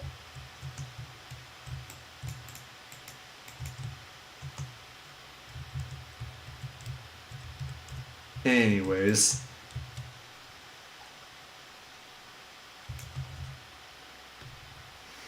Well, you want to talk about? Well, we kind of already talked about propaganda models. Want to talk about the selection, or do you think that we covered that as well? Honestly, I think we're kind of just at the end of the stream because Can't really think of anything else to talk about unless you want to talk about something, or unless anybody in chat wants to hear us talk about something. Well, one thing I definitely want to talk about, and actually I want to talk about it since the beginning, hence why I wanted to get into the news, is like things are. We pretty much say this every time we bring up the war in the stream, but things are heating up again. Mainly because like Iran actually directly attacked Israel a couple days ago, and it's like they said like Iran said that they were going to attack. Uh, then they attacked. Iran said we attacked, so it's pretty uncontroversial that yeah the attack occurred. And this was in retaliation for Israel engaging in a airstrike against an Iranian consulate in Syria. And the resulting Damn, attack that's really killed. rough. Not only is this constituted an attack on Iranian soil, but Iran itself also lost multiple uh, Revolutionary Guard officials, including a general. Revolutionary Guard is basically their army. So, yeah, they killed someone important. They said that they were going to do some retaliatory strikes, and the retaliatory strikes occurred, and they sent a bunch of drones over and missiles, did a bunch of airstrikes, and at least according to mainstream news, they took a lot of a lot of the drones and missiles got shot down. I'm actually very curious about how accurate that actually is because Israel just straight up lies about their casualty reports like all the freaking time. Even just like in the Iazan conflict, uh, they've just been getting absolutely freaking killed. Israeli government just lies all the time. No. We're not That, talking about the Israeli government because don't forget they're great and wonderful and never done anything wrong ever. YouTube. So we're talking about the completely fictional right. Wazraeli government, though. You know, Yeah, that country that never sorry, existed ever. I was talking about the weebs online that think anime is real. That's what I was talking about. I said is real because I was taught it's short for those people. It's like the term ween refers to certain types of trolls. Yeah, is reals refers to them. There, saved the stream. Ah, there we go. I mean, I've heard people also refer to them as Israelis. I don't know why. Israel's just just removes a syllable, makes it easier to say. But and whatever. That's what we're talking. That's what we're talking about. If we use the term Israel, that's what we're talking. That we're referring to those people. Yeah, I mean, when I was referring to Israel before, I actually was referring to the country because I am just reciting events that happened in the news. So that's like, I don't think that's worth the notice. A thing happened. These parties were involved, and I'm not at all giving commentaries about who was in the right. I'm just reciting statements as they were given. Yeah, so Israel did airstrikes, killed officials that Iran considers important. Iran engaged in airstrikes and not airstrikes, drone strikes, and sent missiles. And the Israeli government claims that they shot most, if not all of them, down, to the best of my recollection. That said, I did hear a similar situation happen with the Wazraeli government, and that they shot down a bunch of drones that were shot at them, completely unprovoked, mind you. No idea why that could have possibly happened at all. And one thing that I know from the fictional story that the Wazraeli government exists in is that they are pretty notorious for not giving accurate depictions of events that happened to them to make themselves look stronger and more invincible than they actually are. I know that in particular, in their ongoing conflict in the Iyaza Strip. Uh, Israeli forces are just getting absolutely destroyed. Not in terms of like casualties, although like personnel casualties are very high, but like the vehicles they bring in, tanks, APCs, and even armored tractors are just constantly getting blown up. Like just constantly. Yeah, And, all of this effort because and did you hear about Netanyahu's recent announcement? The infrastructure project all of this is being dedicated towards was finally announced. They're announcing a state-owned enterprise called Freddy Fazbear's Pizza, and the entire area is an amusement park dedicated to it. I don't know. I just wanted to come up with a concept I thought would be amusing because I don't want to talk about people being senselessly murdered. understandable, but right now I think I'm kind of just at the point now where I'm desensitized to talking about it, that I've become it's kind of easy for me. I mean, if you want something a bit more, like slightly more uplifting, yesterday I shot and killed a rattlesnake. Slightly more uplifting. Yeah, that's not me making stuff up. That actually happened. Uh, yeah. I didn't even really hear the end. I didn't even really hear the end of that because like my stream cut off. But That's kind of it. I live in a place. We have me and my family. We raise goats. We have a goat herd, and like rattlesnakes bite things, and we didn't want curious goats to accidentally startle a rattlesnake, get bitten, and then possibly die. So I got my rifle and I shot the thing, and I was not able to find my ear protection. So fortunately my ears are fine right now, but it's kind of a annoyance I've been having to deal with. Just having not like my hearing's fine, as I said, I think, but it's that I think that's got me a little concerned. How do I? Is the damage just so slight that I don't notice it? sound fine to me. Yeah, you sounded fine to me the entire stream. Yeah. That's not what I'm asking though. Like, is the damage to my hearing so subtle that I just don't notice it, or am I actually just fine? That's definitely something that has started happening to me more recently. I've started having like physical reactions when I am feeling a physical sensation, but my brain interprets it as something that it's not. So I'm wondering if like I am wondering if I am just being like paranoid. what I mean by that. What I mean by that is like I've had like actual responses, like my immune system is activating as though there's something in my fucking body just because I think that it's there, and it's kind of freaked me out a little bit. That's happened a few times in the last couple of months. Yes. I don't know, but Oh, there's what a was term. that? There's a term for that. It started after after we figured out what we did with the brain. But what's the term for it? Hypochondria.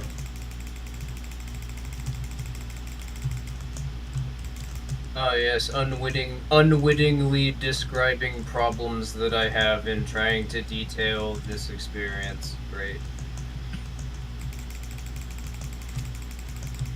You just have to, Well, I'm you looking just have to forward to trick the next yourself into couple thinking you're years. pregnant, and you'll have pregnancy symptoms.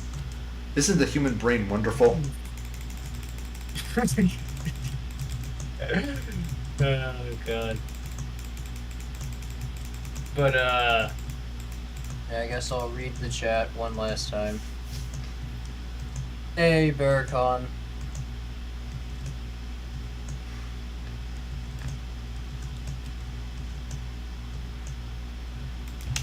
I'll admit, I was expecting for us to be able to have more to say, but nope. That's kind of the problem with the recent streams as well, is everything is starting to collapse into just the state is obviously trying to kill society. Well, it's not that the state is obviously trying to kill society. It's just that the state absolutely needs to just like kill ungodly numbers of people and cause untold amounts of destruction specifically to keep people poor. And they need to keep people poor because when their own internal needs are met, people's gazes start looking at externally, and sometimes when their gaze starts going out externally, they start to realize, hey, wait a minute, this government thing is actually trying to kill me. I don't know. Would you guys watching the stream right now prefer if we started leaning more into like propaganda, media analysis of propaganda, and just making fun of propaganda? Honestly, that seems more like what I want to do at this point, and because all of these streams are just turning into the same narrative, just from my perspective at least. If you guys enjoy it, then I'll like make note of what you enjoy. But yeah, I think it's not gonna be like hidden colors. But yeah, we're gonna probably be responding to propaganda. Can you even Do you have any ideas? can you even call that propaganda though? Hidden colors, Not. mean. That's not even what I was referring to. But what I meant, and I didn't really formulate that last question correctly. Do you have suggestions, Heretic? I don't want to just speak for everybody. In terms of propaganda to address, Yeah. uh, not Everybody really. I mean, there says are. they'd love that. Ooh, nice. Or possibly terrible, All right. depending on the quality of the propaganda that we're going to be asked to consume. We can also get Well, we other don't people. even need to. We can also get other people involved. Start. Yeah, we don't even need to like be critically examining like how the propaganda works internally. It can just be making fun of what it is. Like, I can't think of a specific example off the top of my head. The Bosnian Serbian war stuff's pretty great, but that's mainly just the last thing that I was studying. So.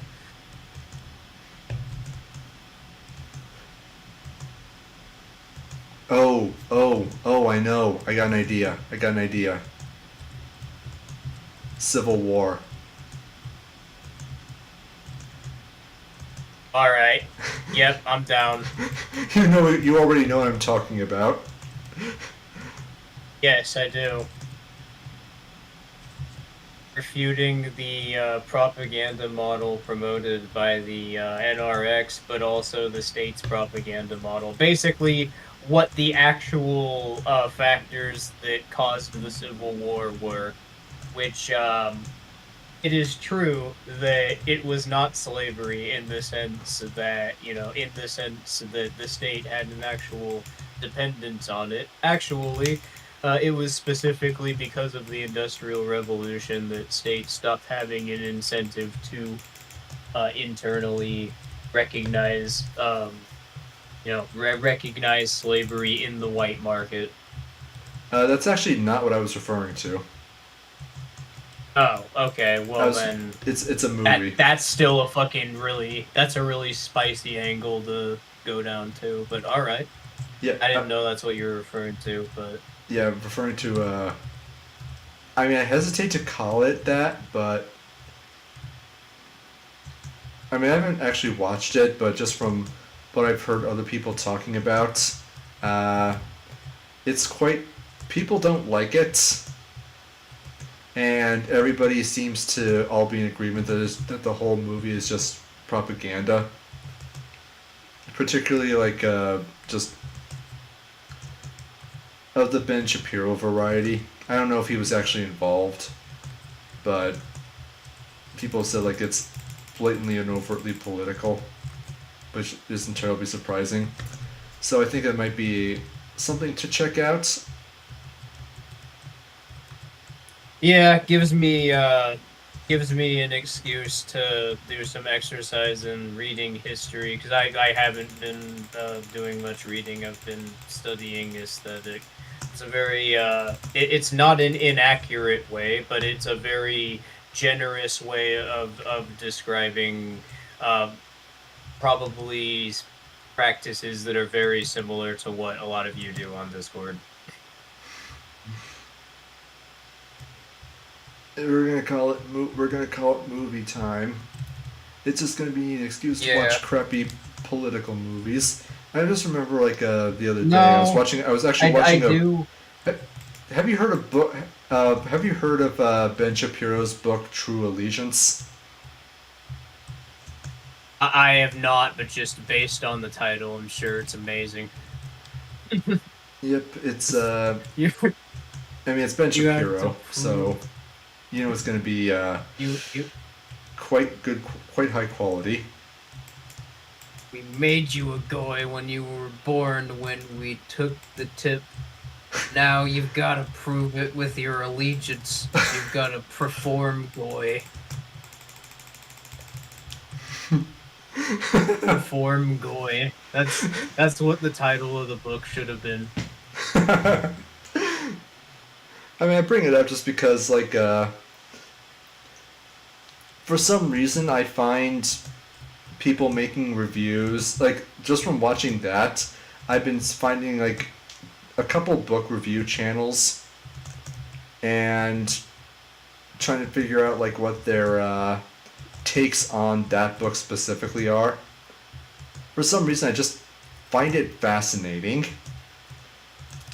Not only, like, in terms of the book itself, but also what people's various takes on it are going to be. Because I've seen a couple channels that are just like they pretend not to be, but are obviously just conservatives bad. And then there's some that's like, look, this is just bad literature. I'd be interested in picking it up for sure. Barracon in chat says, "Don't watch Lady Ballers." Yeah, the trailer for that one was enough to turn me off of ever considering watching it. I don't know anything about. This is the first I'm hearing about that, so you'll have to describe it to me. Lady Ballers, it is a comedy, quote unquote, movie that's being promoted on the Daily Wire. Basically, it's the plot of Basketball meets Juwanna Man. It's the plot of those two movies fused together, but the narrative is look how ridiculous trans people being athletes is. What? I don't know. I don't Um, know what. I know what Joanna Man is, and I also know that it's one of those movies that if you try to describe it, it comes off as gaslighting. But what's basketball? oh, Basketball. Yeah, I've never heard It's of a it. movie that.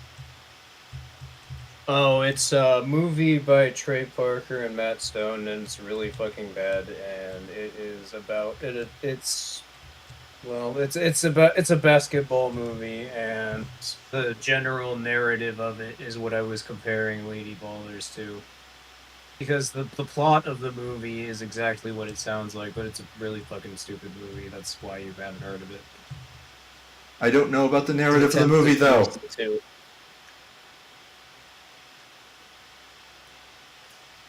Um, yeah, you want to pull up the trailer of Lady Bowlers and react to it right here. Into the Agora asks, and sure, you You'll got have to time for it. you'll have to send it to me then. All right, give Uh, us a second then. yep. What's going on in the game? Right now, I've just quit out of the main. I just went back into the main menu. I was in the lobby, so it doesn't really matter. And apparently, True Del Tom is in the chat. Yeah, I saw that. It's a name I haven't seen in a while. Hopefully, there's no bad blood there. Anyway, I I'm gonna just be. linked it to you. We should. I'm gonna be honest. It's been so long. I can scarcely remember what he what he does or what he does or a thing. And I swear I'm not trying to be rude. It's just that it's been a while since we've interacted, so I'm having trouble recalling much about him. I'm sorry. He, he originally posted ANCAP essays on YouTube. He became a Hoppian, went down that rabbit hole, and then left YouTube, which was a good choice. Not because not because of the Hoppian thing. I realized after I said that that's how it came off. No, just like for the sake of your sanity, it's probably a good move. Yeah. Basically, yet another example, as though it were necessary, of why you never go full Hoppian. Yeah, I hope you're doing well though. Anyway, Lady Ballers. Yep. About to Give me a minute here. I'm just. about to get about to get balled by the ladies. Yeah, okay, I'm gonna have to.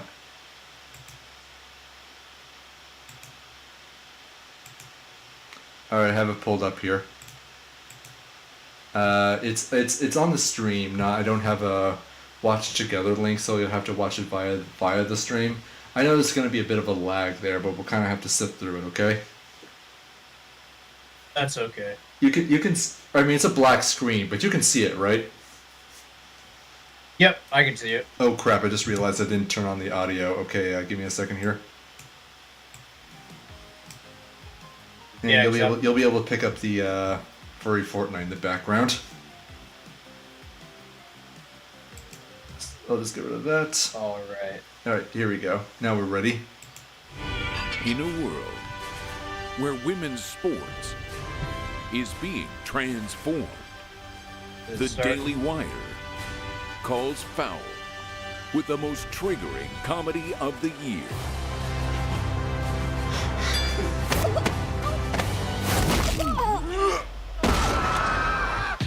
Bruh. Guys, this is serious. Sports can be your pathway to a better life. Well, like yours? Please don't steal my This is like a catalytic converter fake again. commercial that would be on TV in the movie Idiocracy. Like for a movie that would be premiering in theaters in that world. Yeah, probably. I'm gonna be honest. I am finding myself laughing, and that scene of the sprinters looking to the was it to the right? Yeah, to the right, and then just like that guy just with that goofy smile. That actually made me laugh. I'm not gonna lie. Yeah, It's the I'm finding this amusing, but not in the way that's intended. Also, there's some I'm finding this. also the way that this trailer is constructed, it comes off as like the use of sound and the voiceover. It sounds like it's a trailer from the '90s, like late '90s. Yeah, it's designed to come off that way for sure. I'm actually Which is wondering if an that aesthetic is choice. intentional or not, but It's probably intentional. I would hope so. Because if it is, good job, Daily Wire, you accomplished your goal. And now I'm kind of curious what's on those they're putting posters in the background. Look, I mean, they're putting effort into presentation. Presentation's not where they're going to be lacking because of the budget they have. It's going to be writing. Well, I mean, what they're lacking in is quality control and making sure that their staff isn't full of pedophiles, Matt Walsh. Well, So- no, even if their staff is filled with the most competent people that they could possibly get together, the problem is that they're making media for the purpose of being propaganda designed to look like entertainment. Mm-hmm. It's gonna end up being terrible for exactly the same reason all other media made with that mentality is. And this is a great example of it. I mean, like I said, it's amusing to me, and I'm sitting here laughing about it as well, but this is trying to market itself as like a summer blockbuster comedy, or that's what it's trying to go for. It's trying to be a comedy movie, but the reason that it's amusing to me is because of the fact that I'm approaching this from the perspective of what this is signaling to politicized people. The humor to me is like the juxtaposition between what's being presented and how they're reacting to it, and just an abstract sense, the absurdity in that. I'm So kind. it's kind of like why those fake commercials in Starship Troopers are funny, but if in the perspective of that world, it wouldn't be. Pathway to a better life. Well, If like I yours. were looking at this just at face value, it probably wouldn't be that funny to me. Please don't steal my catalytic converter again. Winning matters. It's the key ingredient in becoming a winner. Maybe you should try it sometime. Are you gonna move? I am not. I mean, I could have just said that it's funny in an unintentional way, but it doesn't describe what I mean. I don't know if this is that bit. That's not even slightly funny.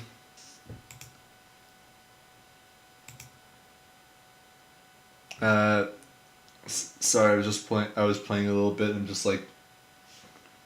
I mean, that's gonna start. A better life. Well, like yours. Please don't steal my catalytic converter again. Winning matters. It's the key ingredient in becoming a winner. Maybe you should try it sometime. Are you gonna move? I am not. Yes, peak comedy. Ha! He's a loser. Ha ha! Everybody laugh at him. I'm sorry, but that wasn't funny even in the 90s.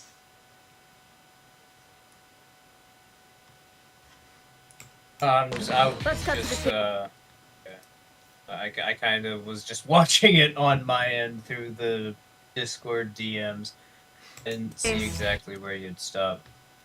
Yeah. Yeah, Schadenfreude, a genre of humor that I'm glad to see is going out the door. Well, I mean, Schadenfreude, I do enjoy Schadenfreude, but you have to set it up on characters that deserve it, you know? I mean, it's one thing if like you're Yeah, watching well- if you're watching SpongeBob and Squidward is being a out of touch narcissistic asshole, and then later Yeah, in the let me episode he gets his clarify what I mean. comeuppance. Yeah, let me clarify what I mean. Schadenfreude can be, Schadenfreude, it's more like people are developing a more sophisticated understanding of why it works because of the fact that people are developing a more sophisticated understanding of motivations. Well- So it's not that I hate Schadenfreude, it's that I hate what it used to be and like what it's becoming.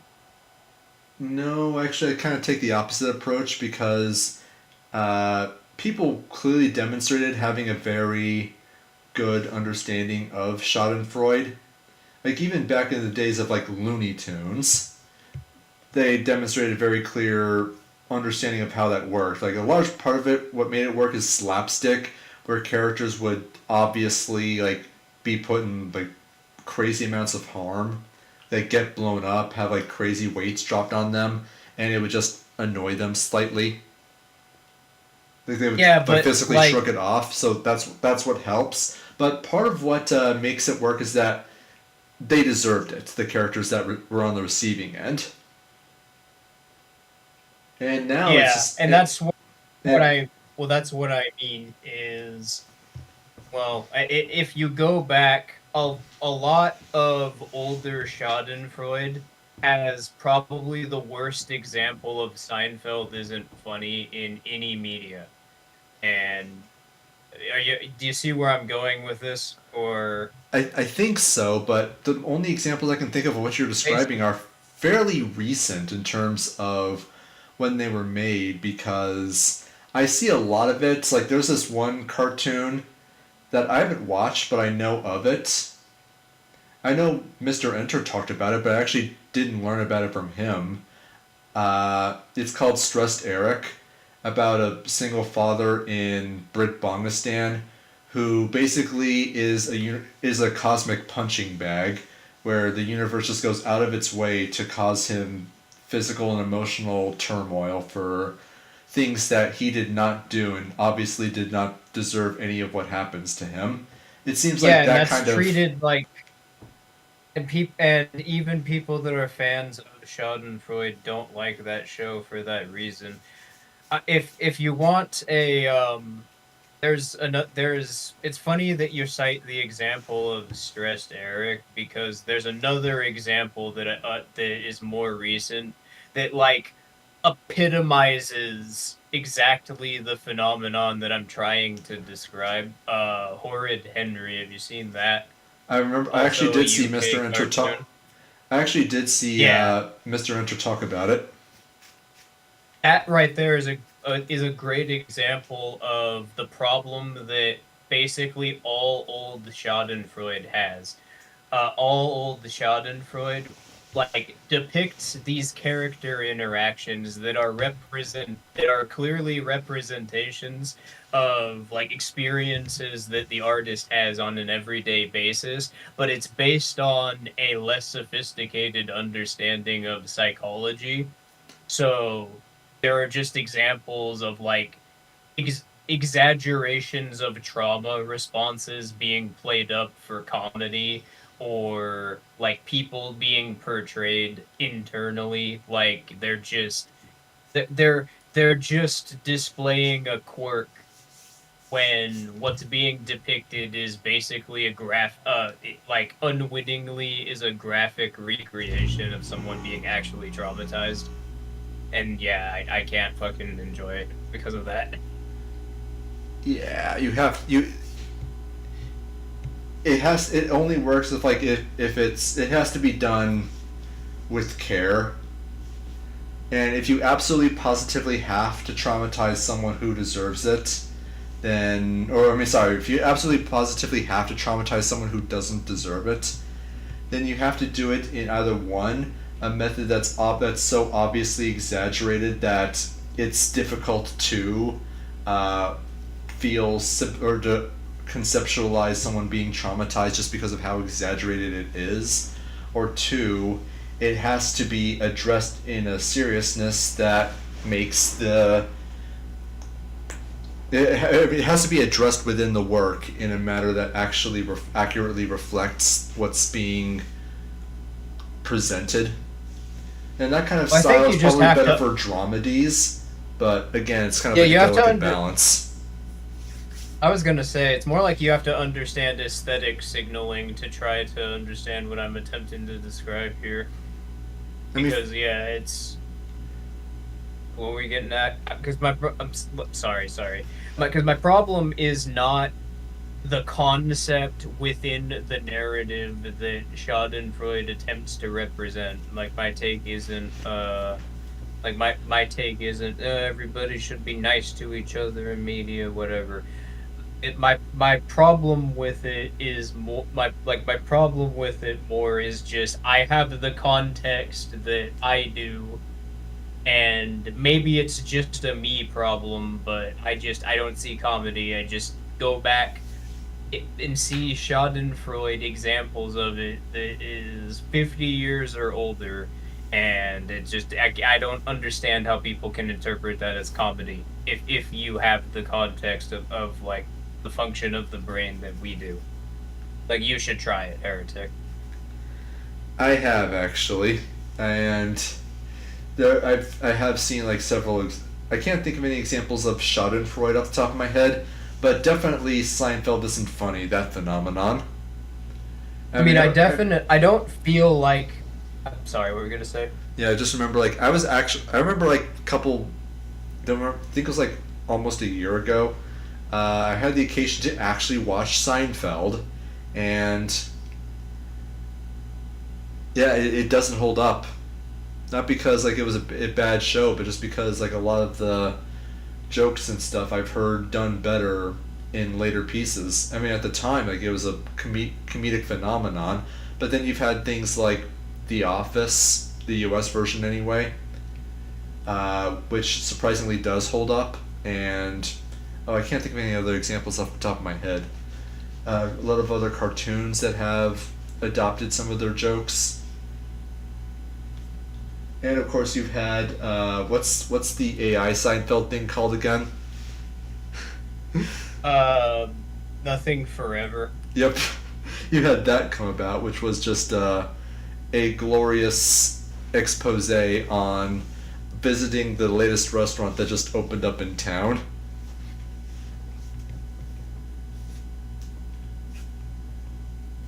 It was take care of something for a second.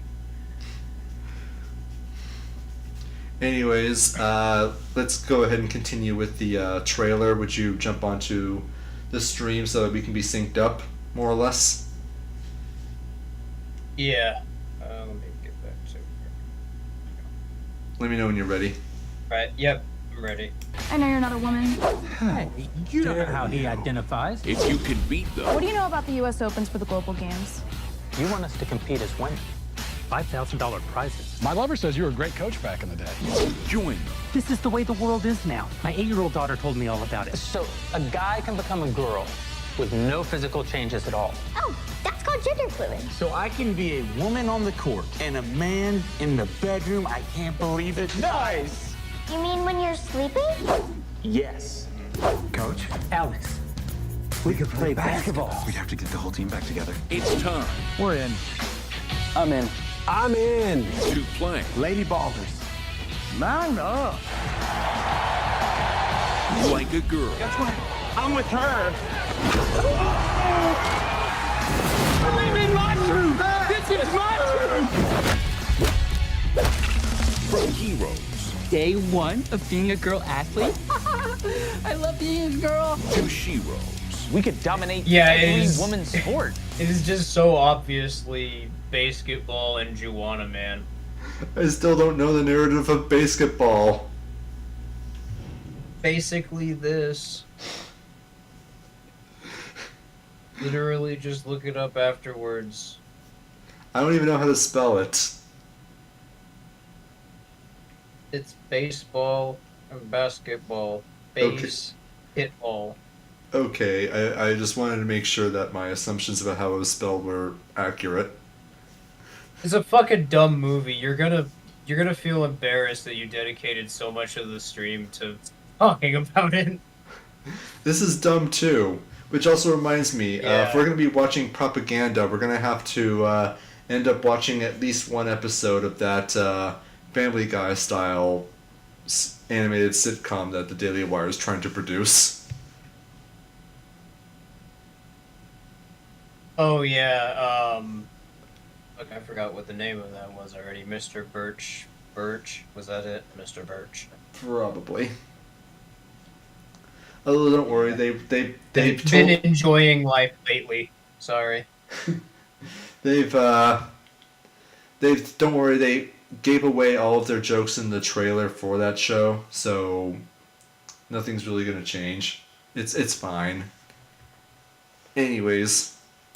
Running, swimming, soccer. I said sport, Felix! It's ladies basketball, boys. Nobody watches. Excuse me. Are these seats open? Never mind. Getting dunks.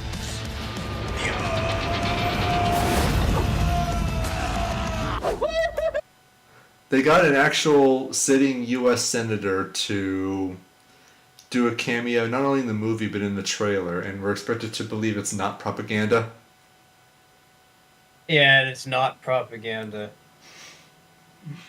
J.C. Armitage points out in the chat that there was a soccer movie with Rodney Dangerfield that had a somewhat similar premise where they're asking. I wouldn't know. It might exist, but Called Ladybugs. What is the,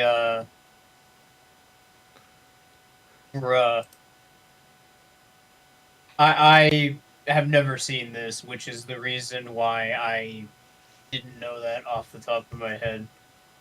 well, here's the Okay, thing. so here is Desperate for success, girls football coach Chester finds a novel way to bolster his failing team. You see where this is going? Yeah. The difference is that, Rodney Dangerfield has talent, or rather had talent, because unfortunately he's no longer with us, and hasn't been for some time. But, he was actually good at the movie thing. Media production. That's probably what this was based on. Probably. I mean, it's called Lady Ballers, and the movie that you asked and compared this to, JC did, it was Ladybugs. Yep. Very similar name, so that's very likely a theory. I don't think either of us knew of either movie's existence prior to this, though. Yeah, I was not familiar with it. I straight up am not familiar with any of Rodney Dangerfield's work. I know who he is, and I know that he was influential, but I've not consumed it personally. I've seen a few of his stuff. Granted, it's been a long time, but yeah, he's actually good. I'm more familiar with Leslie Nielsen's. I'm more familiar with Leslie Nielsen's comedic work. Not my kind of comedy at this point. My kind of comedy is creating absurd narrative constructs just to get reactions out of people. Fair enough. So my style of comedy is, hey, look at this, shows you fractal that causes you to feel your mind imploding in on itself and becoming 4 universes and then collapsing back into your single mind. I mean, pretty funny, huh? I mean, lately I've been finding myself doing that to people on accident. Yeah, me too. Like, there have been, there have been conversations I've had with people, and they've had to ask me to stop just because they've expressed that their brain hurts. Yeah, that happens to me a lot as well. It's happened so frequently that I understand exactly what it is. It's because I'm referring to other methodologies as context that could be used as evidence to make my point in an unrelated subject. I find myself doing that a lot in conversations to show people concepts outside of propositional logic, and that's not something that's easy to follow. And that, to a lot of people, it comes off as non sequiturs because they're expecting a 1 or 2 sentence response. But what you don't see is that I'm setting up a narrative that works like a machine to show you. Me, I've been doing. That's the best way to think of it. I've been doing that for so long, even before I understood this concept of non-propositional reasoning, just simply because I found it to be the best way to develop an analogy to help people contextualize a subject that I wanted to discuss. And now it's just like it's at the point where I just deconstruct people's ability to understand concepts in general so frequently that they have to step away just to talk about it. But for me, it's like so intuitive that my emotional response to them doing this, I'm just thinking like, really? This is what tires your brain out? I don't compare myself to other people like that. I just try to figure out what the language game's rules are. Fair enough. It's probably on me. Anyways, you're on the stream? Yeah, I'm on the stream. Alright. And tucking trunks. No, she didn't.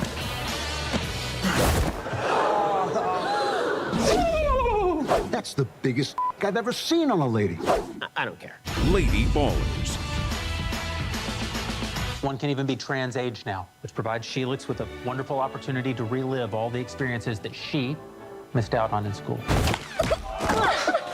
Streaming exclusively on Daily Wire Plus December 1st. Oh man, that was so bad even the trailer wasn't that I at least got things to talk about out of the Mr. Birch trailer. I mean, it's kind of funny getting the looking for people whose faces you recognize. You got Ben Shapiro playing a referee. You got Andrew Clavin playing, I think that was a judge, like a competitor, like, or some kind of commentator or something. And I only know Andrew Clavin because he made a video like 10 years ago, which, by the way, aged like fine wine, talked about giving the entirety of the Middle East to the Jews. Yeah, but literally the premise of this is as far as it goes. Like, actually go back and watch the trailer and just see every joke that's presented, or just really everything in the narrative of the movie that's presented. The premise is just it. It's just, how absurd would it be if someone that obviously has this anatomy that when the categories for sports were being defined wasn't taken into consideration, or at least it wasn't taken into consideration that this could have been a problem. Yes, absurdities that emerge because of that. Oh shoot, I'm reading this list of people in here, and Jordan Peterson's in this. Oh, I'm sorry, Dr. Jordan B. Peterson. I thought you were talking about the chat for a second. No. I was about to die happy. Yeah, Jordan Peterson's watching our stream.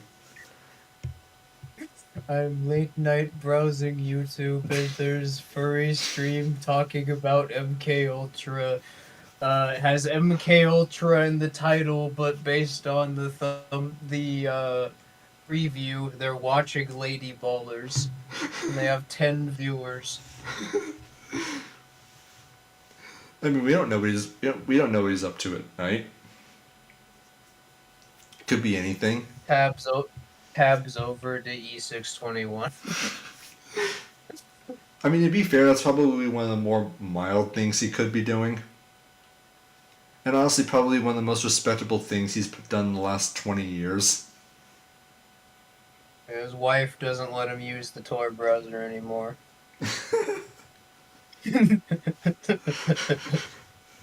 God damn it. I didn't say anything. Nope. There's plenty of bad things you can find through the Tor router. Okay. Okay, there was nothing else in the trailer. Alright. No, now I actually am morbidly curious. What the hell is this Judged by Matt Walsh? It's a 34-minute video. So it's like a full-length thing.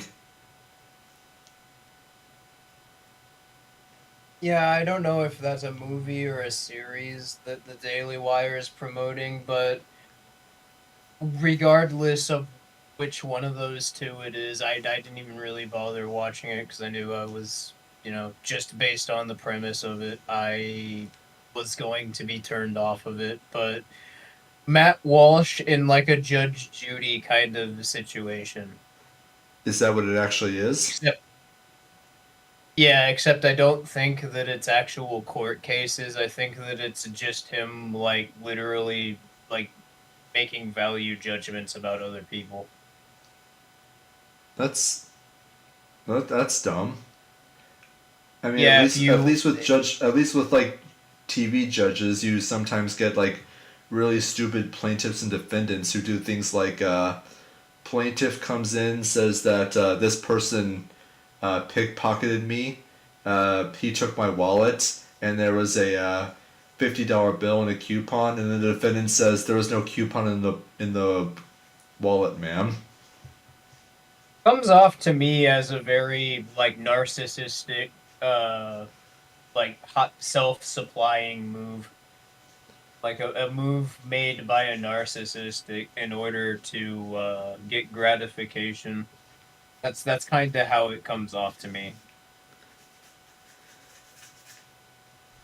I think that's the best way of putting it, because I'm just trying to simulate in my head what the kind of reasoning that goes into not only agreeing to, like, coming up with the premise of the show as a pitch. Like, say you're buddies with your buddy is Ben Shapiro, and he'll basically greenlight whatever you put in front of him, but you still got to come up with something that's, like, good. Maybe like you have a whole bunch of show ideas that you're just like bouncing around in your head. Maybe some kind of like dramas, comedies, dramedies, something creative, and something that's like probably propaganda, but you're a conservative and you don't mind putting out your propaganda to counter their propaganda. And then one thing you come up with is, hey, here's what we're gonna do, okay? We're gonna make a show where we get people to pretend to have court cases, and then I make value judgments on them. I get to tell people what I think of them. And that's the show. You realize that you do realize that like Sargon was able to do this on a shoestring budget with his channel. Yeah, I love the Daily Wire is just YouTube skeptic content with a paywall, basically. Sargon's still making content. That's the thing. Imagine paying to watch YouTube skeptic content. What's these guys' excuse? I mean, like, we get to tell people what we think of them through our streams and through Discord calls, so it's like we provide that service for free as well. I mean, literally anyone can provide that service, but now it's like apparently you have to be a member of Daily Wire Plus to be able to hear what Matt Walsh thinks of fictional characters. Not even like fictionals like Batman or Bugs Bunny, but like fictional as in like characters played by actors. Okay, so if anybody uses this type of software, it means that they like this kind of drawing, which means they're a pedophile. But don't pay attention to any of the things that I've said about 8-year-olds, or else you're a leftist and you're trying to brainwash people. Matt Walsh. Yep. Don't and completely ignore the his takes on Singapore's criminal justice system. Because I promise you, he's fighting for freedom. Definitely. He has no ulterior motives whatsoever.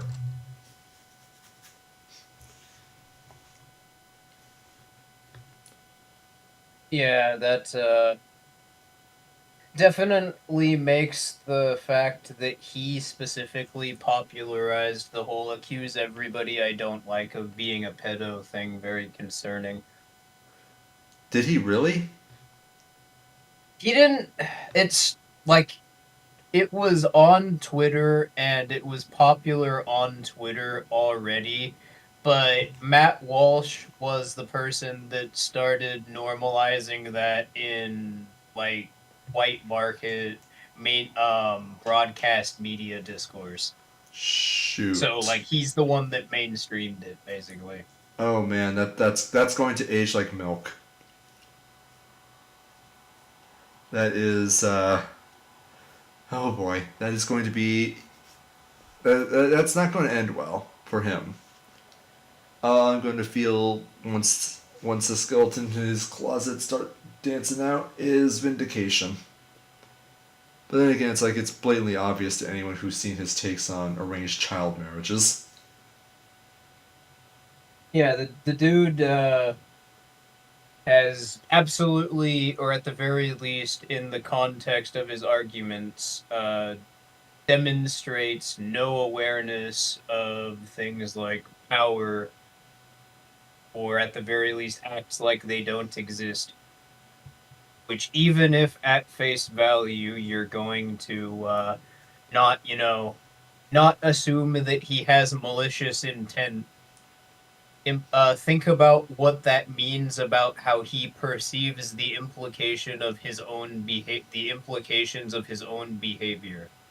it means one of two options. One, he understands the concept of power, in which case he's lying to you, and he's lying to you by trying to reframe your narrative of reality around rules where it can't be perceived by you, which is an explicitly malicious strategy. It's putting you in a position of it's putting you at a disadvantage relative to them by making it so they always have more context than you. But even aside from that, the way that they perceive their own behavior as a result of not having that context, it means even when they're not being malicious, it's essentially just them using validation mechanisms in their own thought process to turn them into an automaton that'll just make them do whatever they want. And make them perceive what they're doing internally as justified to themselves. Which is really fucking scary because you know what that is? That's a Manchurian candidate. That's the point. I mean, that's the point of the propaganda models in general, is to create an entire society of Manchurian candidates who are going to think and act according to pre-programmed reflexes that are all going to be present that are all going to just like be ubiquitous throughout society. More importantly, you can create a system of self-reproducing and self-maintaining Manchurian candidates whose sole purpose is, well, based on their specialization, to create trigger mechanisms that activate other Manchurian candidates. I mean, if anything, that's probably the best way to describe how propaganda as a system works.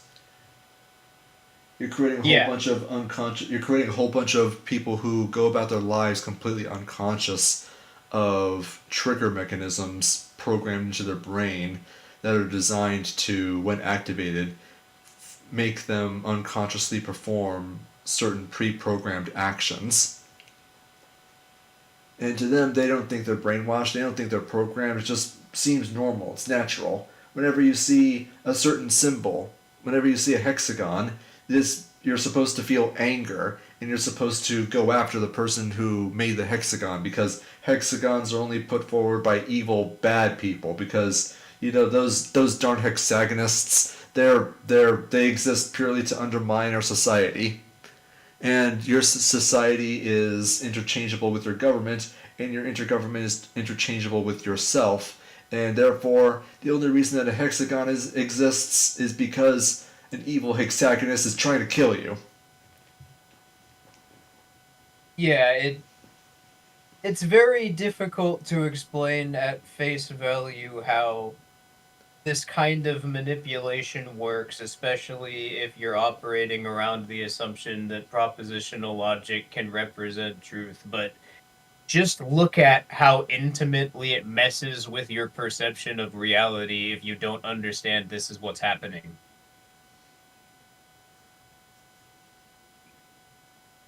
And it's not like you're hallucinating things spatially that aren't there. To you, it just looks like cause and effect. But that's not actually what's happening, and you know it. It just takes some time before people. In many cases, it takes an external view to realize that it's a pre-programmed response and not just cause and effect.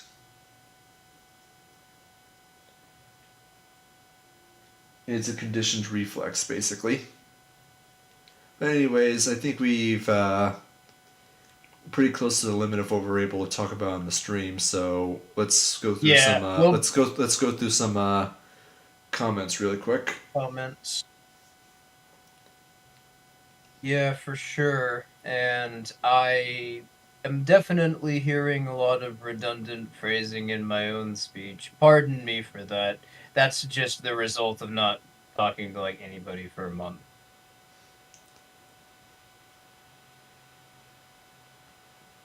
All right. What's you're gonna have to read them out loud. I don't have it in front of me. The credits also list Ted Cruz as Senator Ted Cruz. Yeah, I saw that. Let me go back to the credits. Yep, there it is. Right next to Jordan Peterson, actually. Dr. Jordan Peterson and Senator Ted Cruz. Yep. Now, I mean, it's just like... I love... What were you going to say? I mentioned it before, but I think it is worth reiterating. It's pretty obvious that it's propaganda when you have a literal fucking politician in your movie. One that Ben Shapiro has had a cozy professional relationship with since before 2016. Mm-hmm. Because yeah, that's one of the things that I think one of the things that I distinctly remember about Ben Shapiro is that he became a Trump guy out of opportunism. That was not his first choice. Probably. I mean, I don't remember. I don't think I was Originally, paying attention. I don't think I was paying attention to who in the conservative circles was a never Trumper or not. Well, originally he was Originally he was outright simping for Ted Cruz. What I base that on. I remember a lot of the conservatives at the time were, and then of course they pivoted to Trump pretty quickly. But anyway, I think that, like you said, that's essentially all we have to say about propaganda models and MKUltra in the abstract. In relation to a certain topic, we would have a lot more to work with. But yeah, I guess just there were a lot of questions people had about the previous stream, and the previous stream that I did on the Civil Offense channel with with the person in their server. God damn it, I'm blanking on their name. That's not out of disrespect. I'm sorry. Sue was blanking on who exactly it was in their server. Sued currently is their name. That was my bad. Yeah. But, That reminds me. Something I didn't mention before. I didn't mention both prior to the stream, but there actually is a thing I remember that stood out to me that I feel like should have been emphasized a little bit more strongly, and I picked up on it before it was mentioned as I was watching, which is the difference between, like, you two were really approaching libertarianism from a completely different framework, where she was approaching it at libertarianism as legal theory, you were approaching it philosophically. And I outright stated that this was the case, and what the implications of doing so changes as far as what your claims about society are at that point. Mm-hmm. But yeah, I remember that. Yep, and I just can't help but think that if you're putting forward libertarianism as a legal theory, then yes, it makes sense that objectivism would be compatible with that, because objectivism is just another legal theory, which just means that objectivism and libertarianism as a legal theory anyway is really just a competing legal theory with that of the status quo, which means that you fundamentally don't really have anything wrong with the state fundamentally don't have anything wrong with the state, you just want it to pass different laws. And that's all that you can say about the state from within that perspective. Yep. It's not that the state fundamentally can even be wrong. It doesn't even make sense to talk about the state in that context, because the state is just part of society. Like, what does it mean the state is wrong, or the state can be studied as, something that has internal mechanisms? Like what you're saying, society can?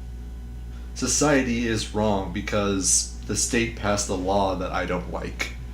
Well, why don't you like it? Because you don't have a preference, or because you have a preference against it? That's fine, but keep in mind that what the law actually says and what it means is entirely up to interpretation. It's just like I said, like, honestly, Although I am still proud of the hour-long video I did on the real cause of the 2009 financial crash, I keep referring back to the video on the constitutional right to free pudding just because it's so useful to refer to. Where, like, you can interpret any law to mean anything just because of the nature of information. So if you don't like a certain law, just interpret it a certain way. And you have no way of being able to be proven wrong other than someone else trying to put forward their own legal fan fiction about what the law actually says or what it means. Into the Agora asks, why does having a natural law theory necessarily entail support for the state? That is itself a very manipulatively framed question because it implies that your claim about the nature of society necessarily ties you to making an ideological prescription about how people ought to behave.